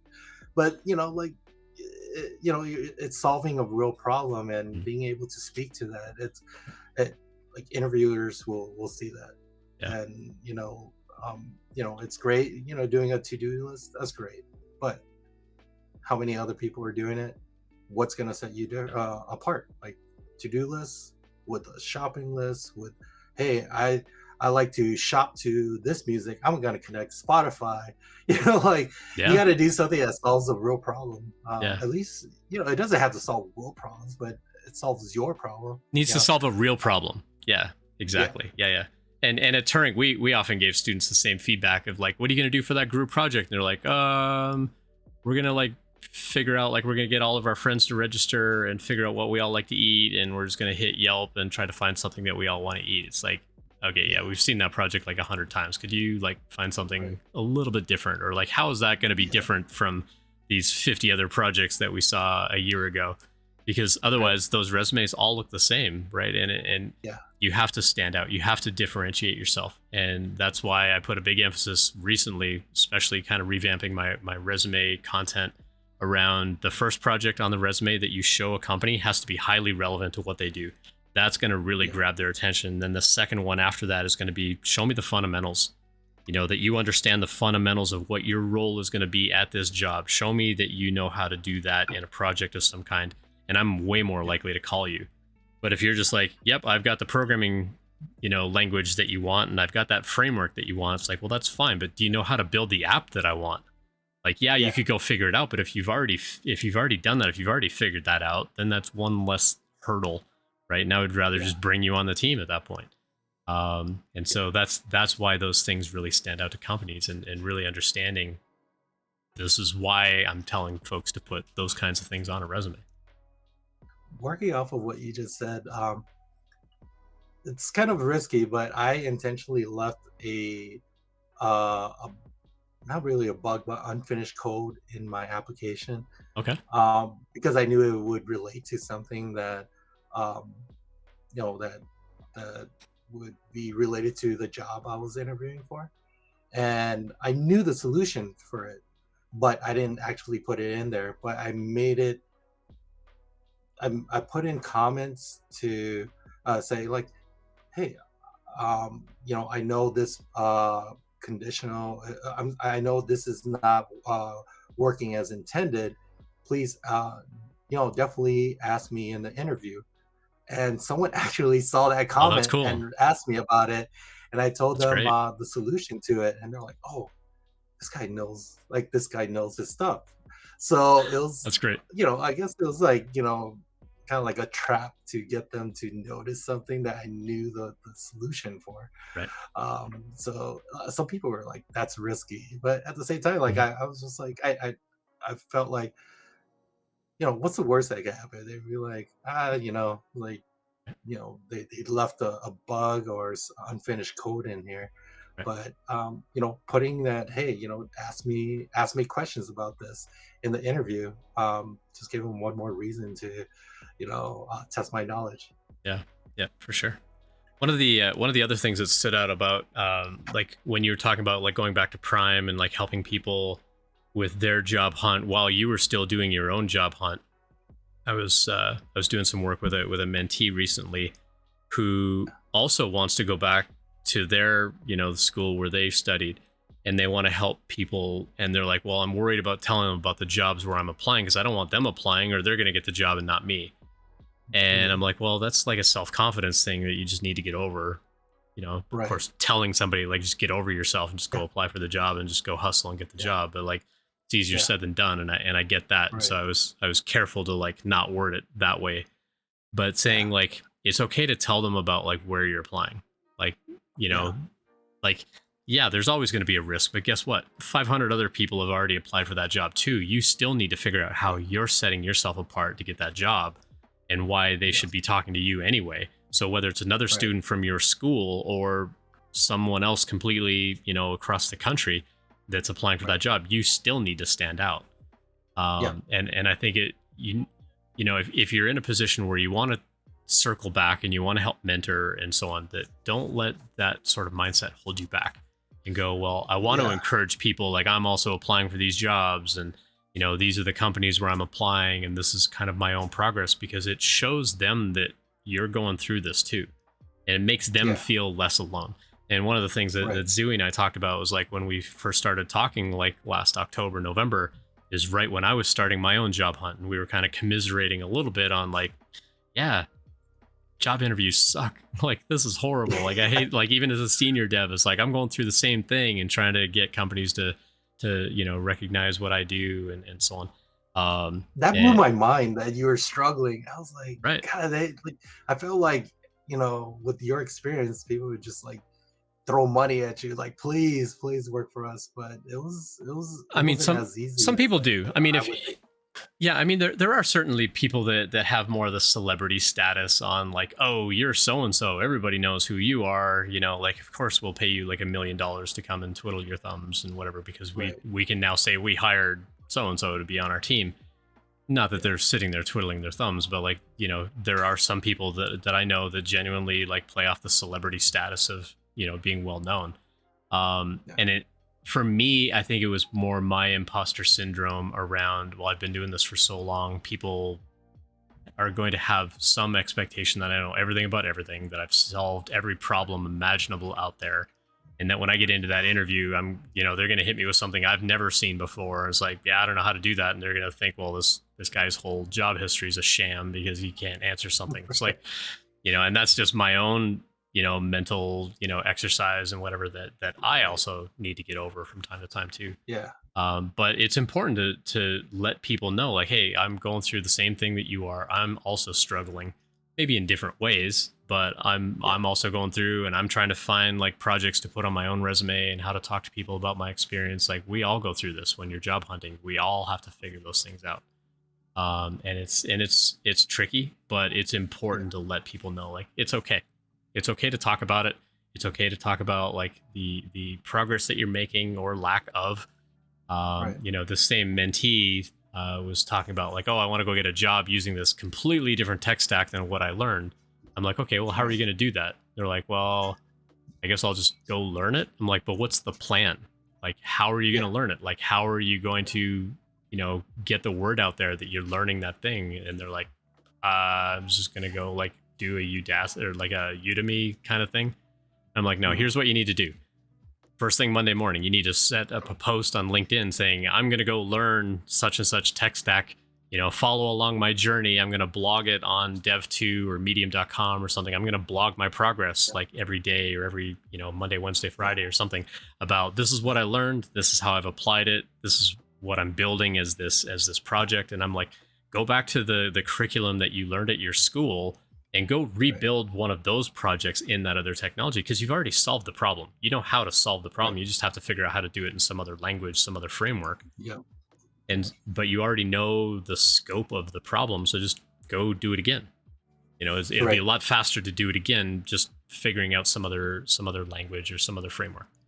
And Yeah. I'm like, tweet about it, you know, give me links for where you're posting this stuff. I'll help like tweet and put it Yeah. on, share it on LinkedIn or whatever. I'm Yeah. like, this is the plan that you need to follow. Just go start these things. And I got off the call. Well, actually, as I was getting off the call with the person, I'm like, you know what? I kind of want to learn that technology too. So why don't I do this Yeah. with you? Right. So you send me that first post and I'll follow along that journey with you. And I'm going to do the same steps. And Yeah. I'm still waiting for them to do it. So as much as I want to motivate people, like it's up to you to actually go do the thing. Right. And so Right. even with a channel like this, I give lots of advice, but it's up to you to decide whether you want to follow that advice and whether you want to go do the thing. Very But true. in their case, they're like, I really want to get a job. This other technology is kind of hot. I'm going to go learn that other thing. It's like, cool, Yeah. but you need to have people hold you accountable to it. Otherwise, are you Right. really going to do it? Yep. And some people don't get that. They're like, I'm just going to go learn the thing and like, I'll have the skill. It's like, but unless you have people holding you accountable to actually doing it, it can be harder to do. It's not impossible to do, but it's harder to do. Yeah. But people also Yep. don't like accountability. So, there's that Yeah. sort of friction there. Exactly. Like that's why I joined a study group for AWS at my company Oh, cool. because I kept on putting it off. I'm like, you know what? I'm not ready. I'm not ready. Well, I'm like, all right, I'm just gonna hunker down, study with this group for 10 weeks. And like um, right now we're about 6 weeks in and Okay. we're like, all right, let's set a date, like do it right now. That's And cool. someone on my team were like, oh, he's like, I don't know if I'm ready. I'm like, you know what? You and I are gonna sign up right now, and Sweet. ready or not, we're gonna do it because everyone in our company is pretty much like, especially in the tech, are all doing AWS stuff. That's cool. So we're So you're getting like, like the architect uh, certificate or whatever, like the cloud, entry, the cloud no, the solution cloud thing. practitioner, Or yeah. yeah, yeah, No, yeah. I heard the architect is like The very architect one's hard. pretty hard, but yeah, I meant like whichever the kind of the entry level like Right, right. cloud certification that they do. Yeah, I actually Yeah, started looking into some of that myself late last year, and my goal for 2022 is I'm going to go get that certification on Amazon. Then I'm going to do the same for Google, and I'm going to do the same for Azure because they've all got kind of those similar like entry level type of certifications. And part of my right. thinking is, one of my long-term plans is to get back into like an architect type of role. And the best way Right. to understand what's possible, what's feasible out there is to have a better understanding of like, this cloud offering has this and this cloud offering has that, and this is how they compare, Right. and this is the pros and cons. And you can really Right. only do that at an architect level if you understand more than just one platform. I've done so many For like sure. mock interviews around like system design with people who work at Amazon. And I'm like, show me how you would, build out this kind of system. And they're like, well, I'd use DynamoDB for this, and I'd use simple queue system for that, and I'd use simple email system for blah blah blah, and I'd use this kind of, SQS for queuing, and I'd use this, Yeah. Amazon thing for caching. It's like, okay, but if you're Yeah. gonna like, you just told me you're going to apply for a job at Google, they're not going to use any of that stuff. So just tell me Right. you need a NoSQL database, you need a cache, you need a queue. Like, you just Yeah. tell me at a high level what you need, but don't like Right. lock me into a specific technology because it shows that you've got the blinders on and like that's all you know. Like, yeah, you know everything for AWS, but it doesn't translate to Right, right. anything else. Right? Yeah. Yeah.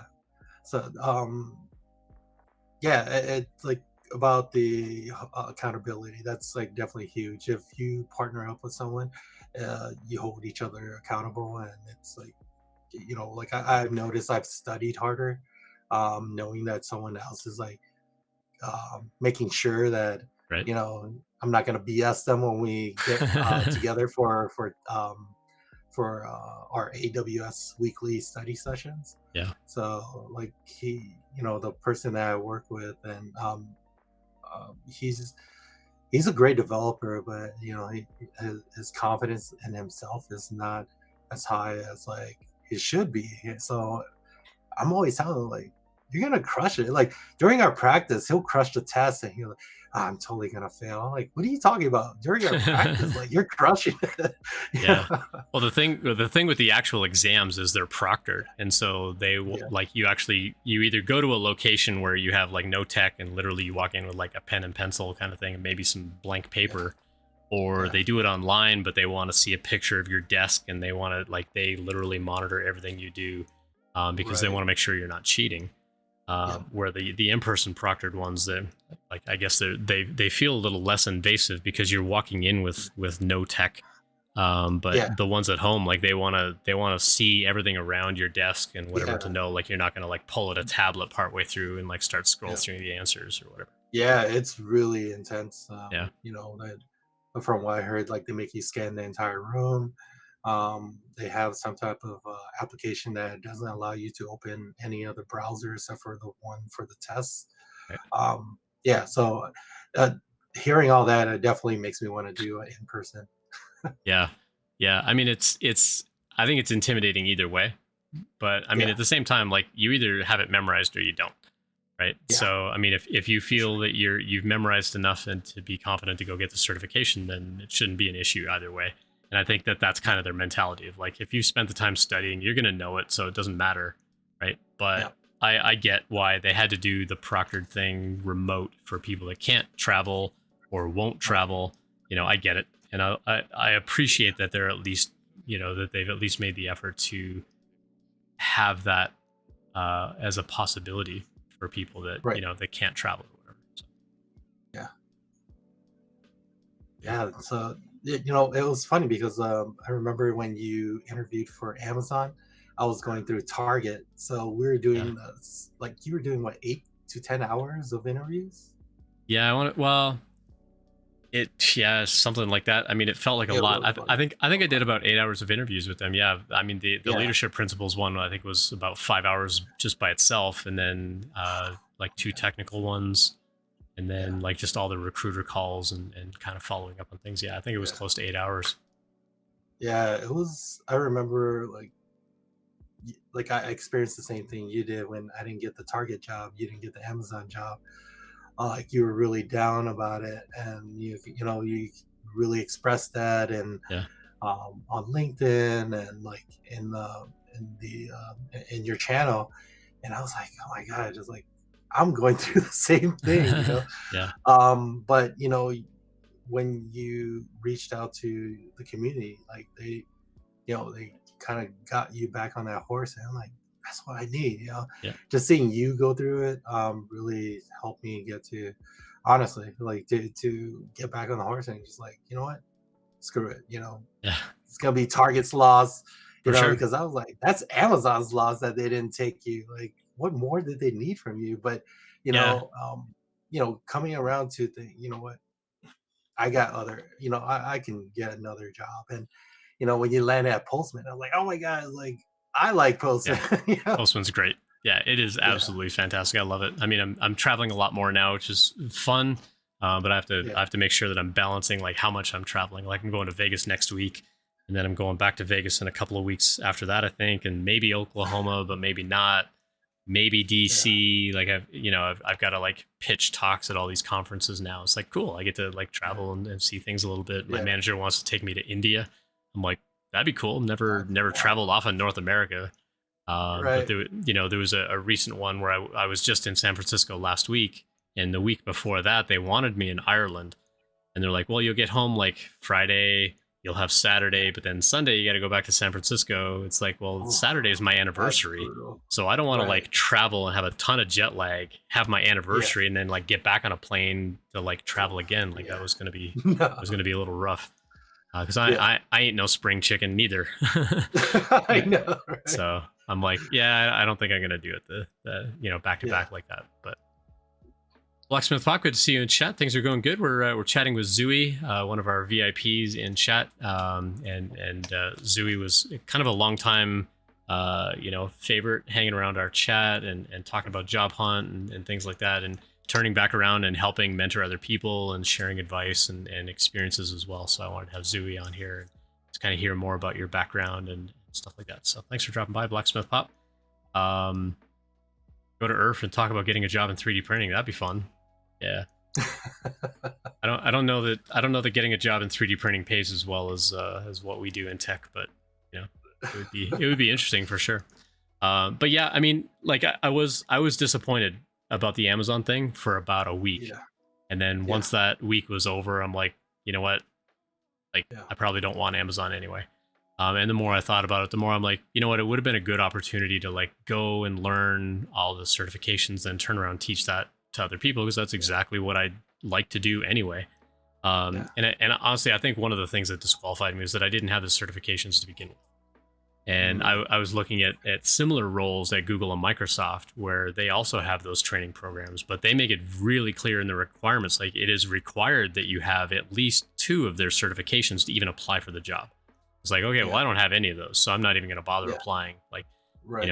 because I can go in and I can like be a good, educator and explain what I do and talk about the training that I do and accessible training and so on. But at the end of the day, if I don't meet the requirements, like I'm not going to get through the interview anyway. So why waste Right. anybody's time? But Yeah. the more I think about it too, the more I'm like, yeah, I'm happy not being in a FANG company. Yeah. Although I had a Google recruiter reach out about a DevRel job, and they're like, hey, you should come to Google and do DevRel. And I'm Yeah. like, that's kind of what got me into DevRel, honestly, back in the day, like seeing, like interacting with their developer relations team and their advocates back in like 2011, 2012 Yeah. was really what sparked like, hey, like I think I want to do that someday. But I'm Yeah. like, well, describe the interview process. And they're like, well, you got to present and like show us that you can do the job. And then there's the coding aspect, which is, we want you to go do some leak code. I'm like, no, I'm out.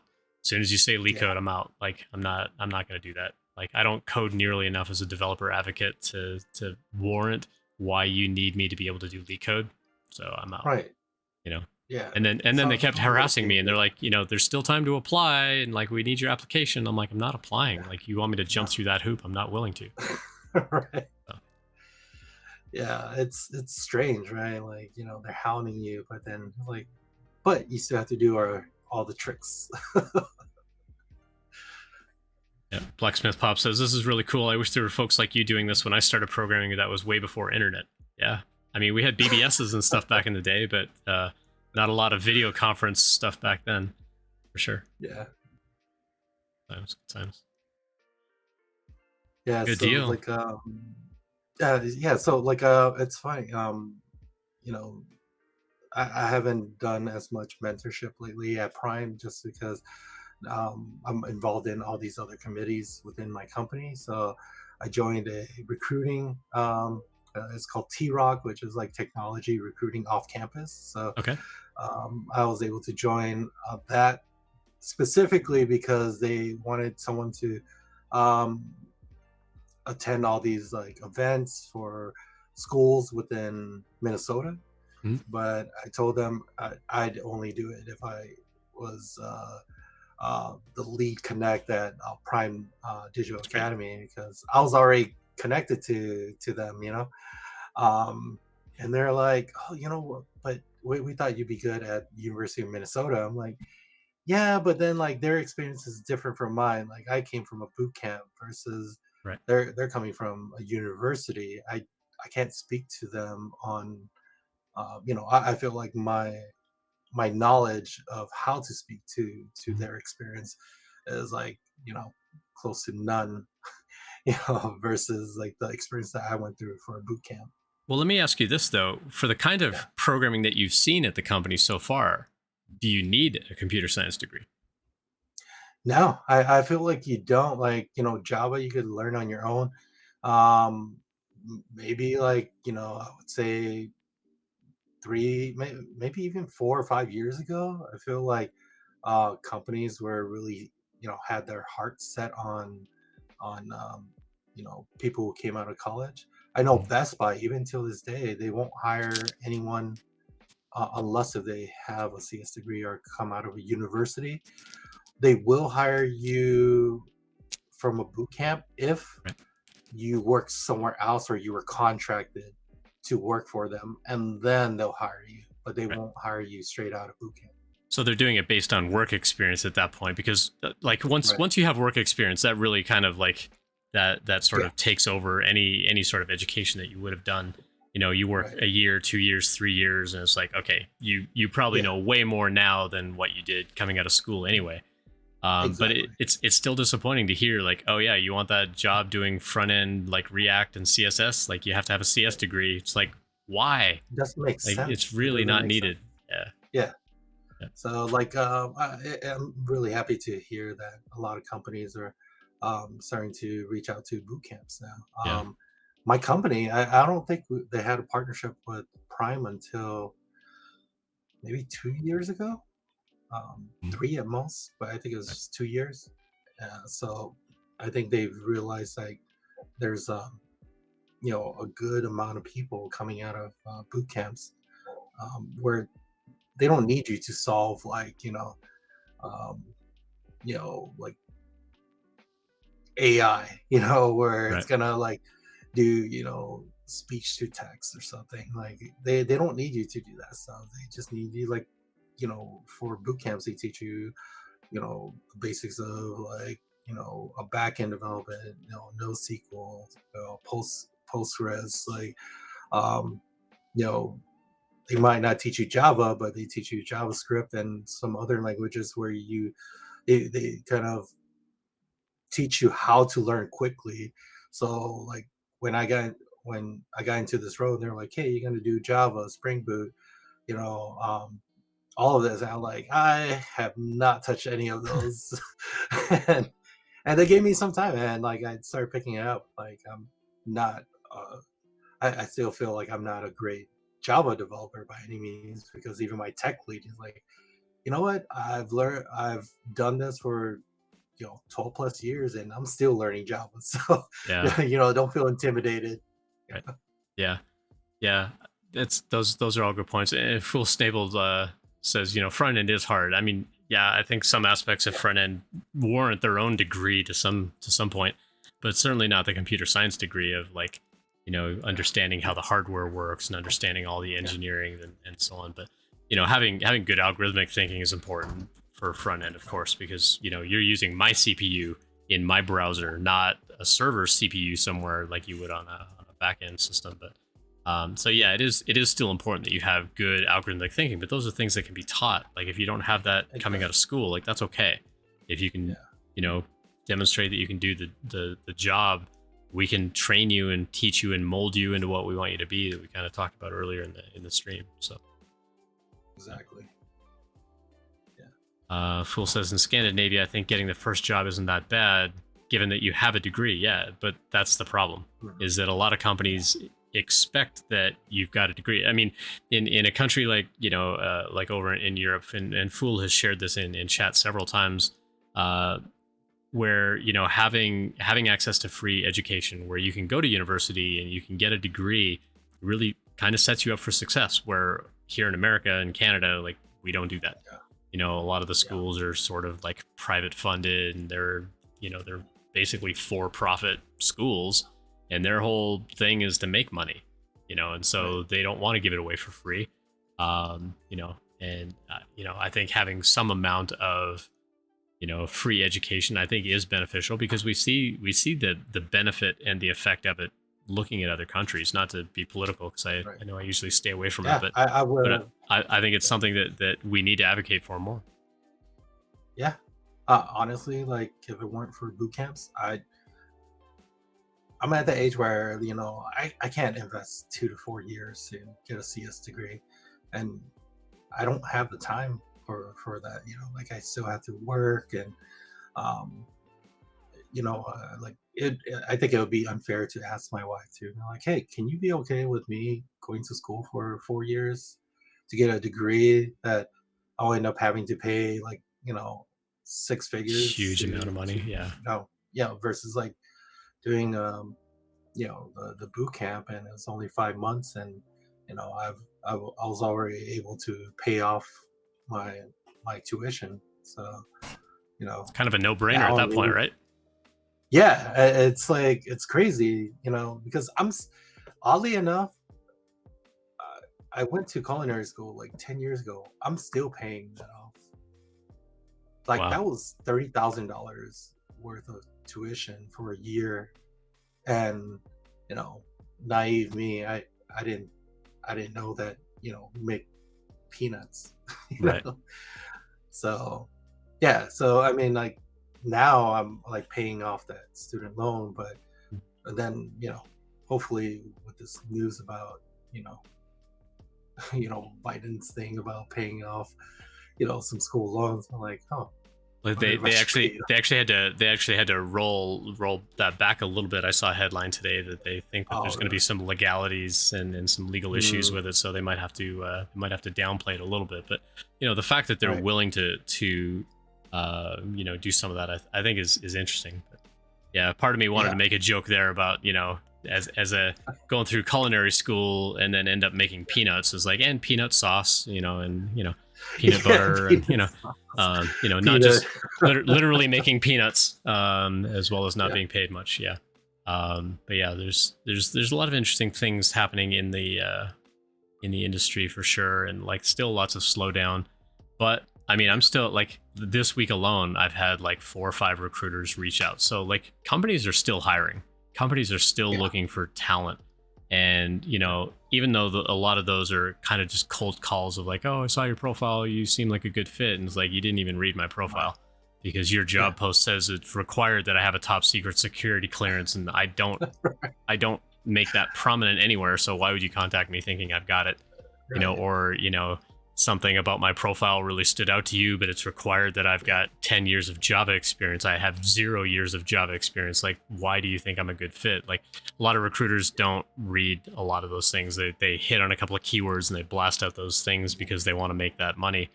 But the fact that recruiters are still reaching out to people tells me there's still hiring going on.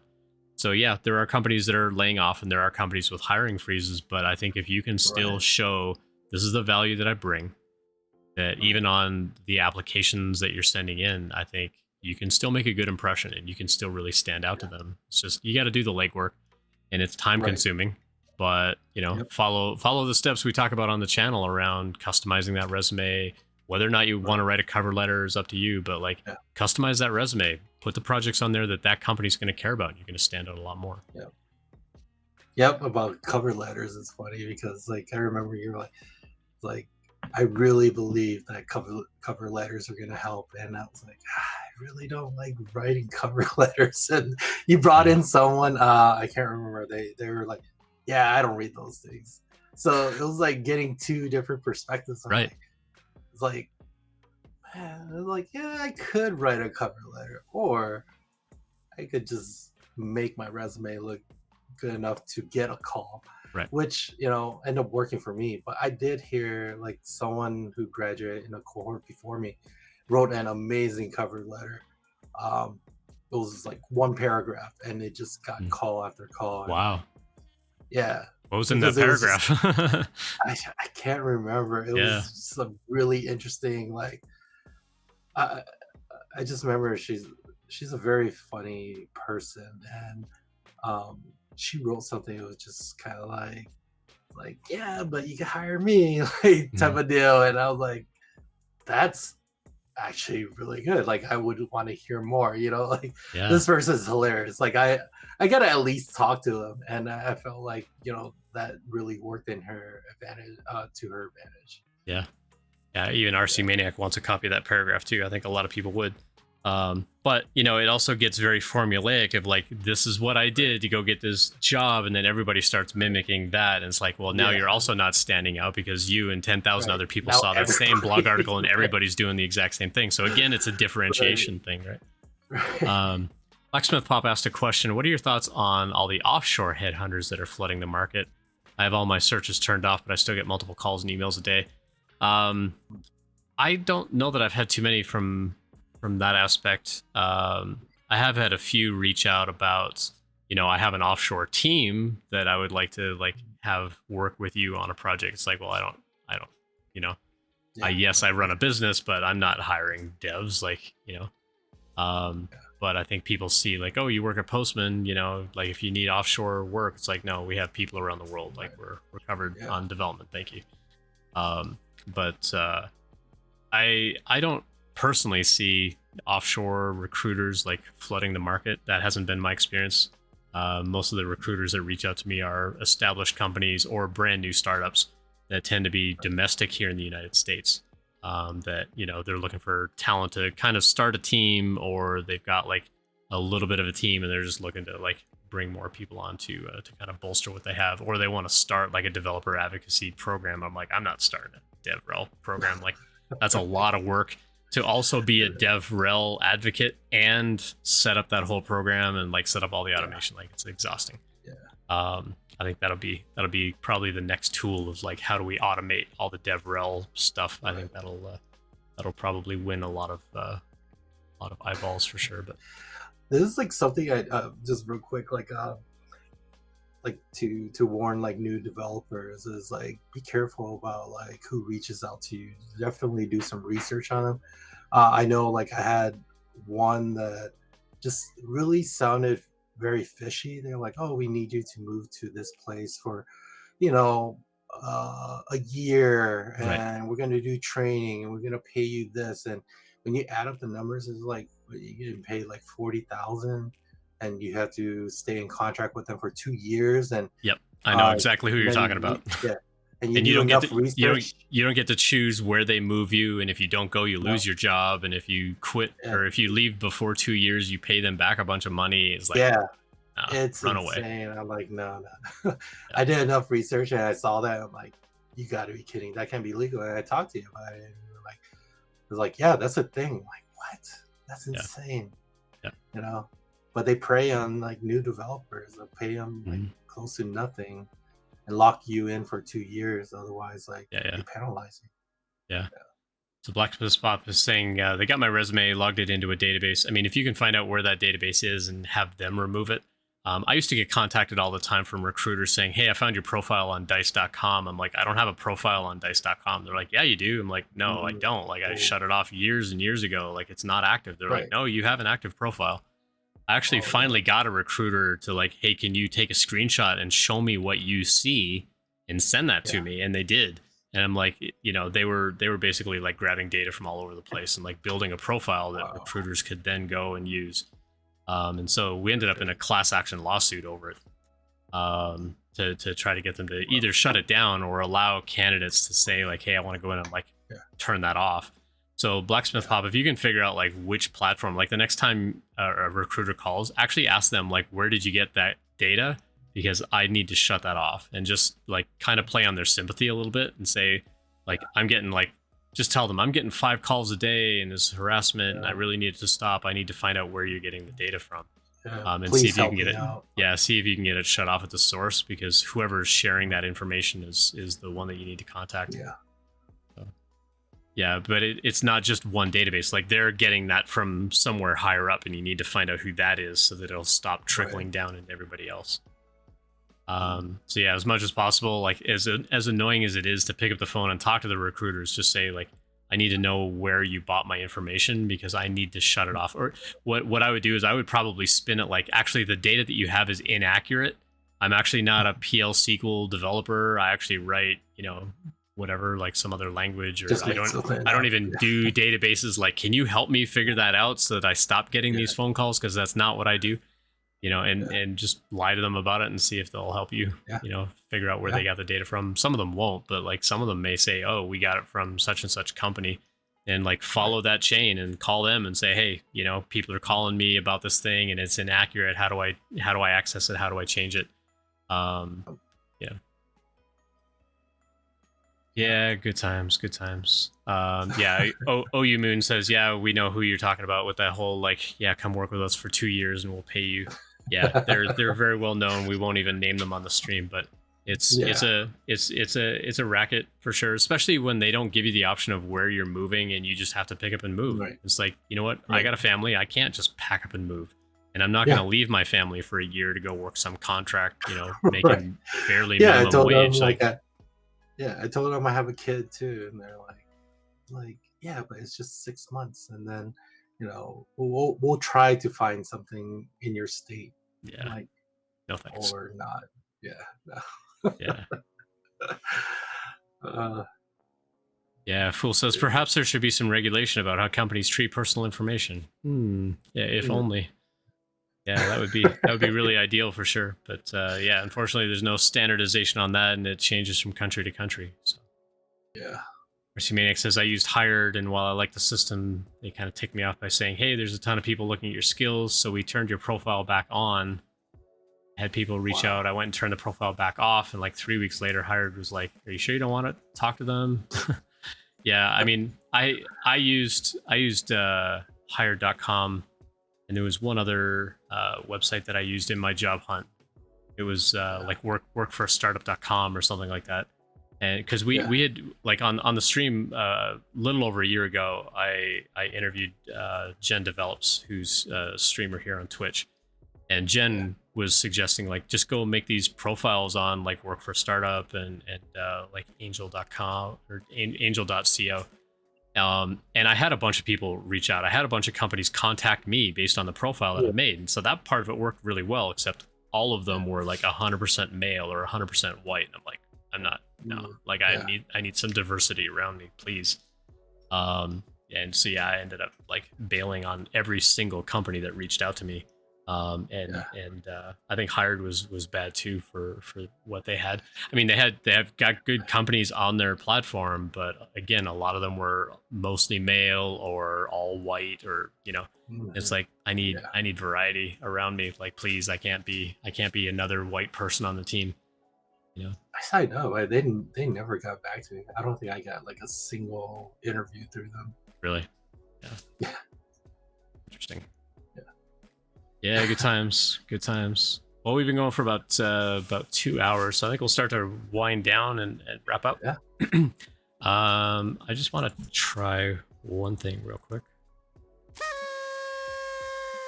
Oh, my streamer bot's definitely broken. All right, so I need to fix something in my streamer bot because none of the lights blinking and stuff like that is working. So, but the unfortunate part is you can't test any of it unless you're streaming. So right. Yeah, it's weird that that doesn't work. That's a bummer. Or actually, Yeah, or is it? thanks for having me on the stream. It's been an awesome experience as always. Yeah. No, that did work actually. Yeah. So Oh, people are really? hearing the noise. I'm just not hearing it on my monitor. Oh, I don't hear it either. Yeah. So let me go double check that. Now it's set to play on the monitor and the output, but I don't hear it on my ear monitor. So weird. But like when people were following and rating and things like that, like none of the lights changed. Ooh, lights. Low Right. thread low thread count sheets. Thanks for the follow. 35 minutes ago. Sorry, I missed your follow. That's a great username. I like high thread count sheets myself, but Yeah. right, so people are hearing the sound. So cool. Well, yeah. Again, Sue, I appreciate you hanging out with us. I appreciate that. You're taking what you've learned and taking what you've experienced, and you're turning around. You're helping other people with that. I love seeing you in chat and like helping people out with your advice and stuff in chat, and just sharing your experiences and so on as well. Yeah, Low thread count sheets came because of you through your LinkedIn post. Oh, This is great. really? Yeah, so That's awesome. they know you from LinkedIn. They followed you all the way over from LinkedIn. That's great. Awesome. So Yeah, yeah, like even if you think you're not an influencer, you're still bringing people over. So yeah. So like, all right. So before we cut off, there's one yeah. thing I wanted to ask. Like, um, do you, did you ever like? I know you had brought up a little bit earlier about kind of putting yourself out there, but not getting a lot of response and like accepting that help. Like Mm. I know that I did a few presentations at Prime, and like, hey, if you want to do mock interviews, reach out to me. But like out of you know 50 to 80 students, I'll get like one or two. Right. So like, is there a certain approach that you feel that would be more successful, or is it people are just kind of like um, too deep into like the coding boot camp that is like, all right, that I don't have time to ask for help, or Mm. maybe I'm not ready to ask for the help, or you know what can they really teach me? Like I never really got a Yeah. lot of feedback, like the people who did reach out, like There's you know there's a combination of things happening there. One is the program is so busy they feel they don't have time. Another one is their imposter syndrome kicks in and say, I'm not good enough yet, so I need to go study more and I need to be ready so that I can do that. That's another one yeah that's affecting them. But another one is I don't even know like what to do, or I'm intimidated or whatever. And right so they have a lot of feelings, a lot of high emotion. Um, right Typically, what I found, not just with Prime, but like other boot camps that I worked with, and where I would do like a resume workshop, or I would talk about interview prep, or negotiation skills or whatever. Like I do a number of these workshops. Is some of the students would be like, okay, well that's great info to know, but I can't use any of it until I graduate anyway. Other students would be a little more proactive and go, I want a job as soon as possible. I'm already networking with companies and I'm already starting the interviews before I even graduate. And right so those would tend to be the students that would reach out because they're yeah trying to be proactive about it. right Once a student has graduated, then they're like, oh, at first I was too busy because I was in school. Now I'm too busy because I'm actually interviewing and I'm trying to apply for all these jobs. And so I haven't got time to yeah go meet with somebody new and like start this process and whatever. But it's like, well, but yeah this is going to help you in that process. Like ideally this is yeah going to shorten the time to go get that job and whatever. Anyway, yeah what I would suggest is if you're mentoring at a school like Prime Academy or whatever, and you really want to help people out, is do a presentation style talk where you're like, let me tell you my top 3 tips of how to get through, how to motivate yourself, how to like keep that drive going while you're on right the job hunt. And if you want more help, I'm available. Now, I've put right myself out there to a lot of schools, even going back to Turing recently as a mentor and saying like, hey, I'm available if anybody wants a phone call on Friday. yeah I'm available Friday afternoon if you want to like hang out and do a virtual coffee. And I would get yeah crickets. Like people just won't respond. But if I turn around and say, hey, I'm doing office hours between this time and this time, here's the Zoom link, then I might get like 6 people showing up. But if you just kind of leave it open-ended and say, hey, if you want help, I'm here, they may be too intimidated, or they may be too busy, or they may feel like they haven't got the right amount of skill to even bother, and they don't want to waste your time. Like there's a lot of feelings around it.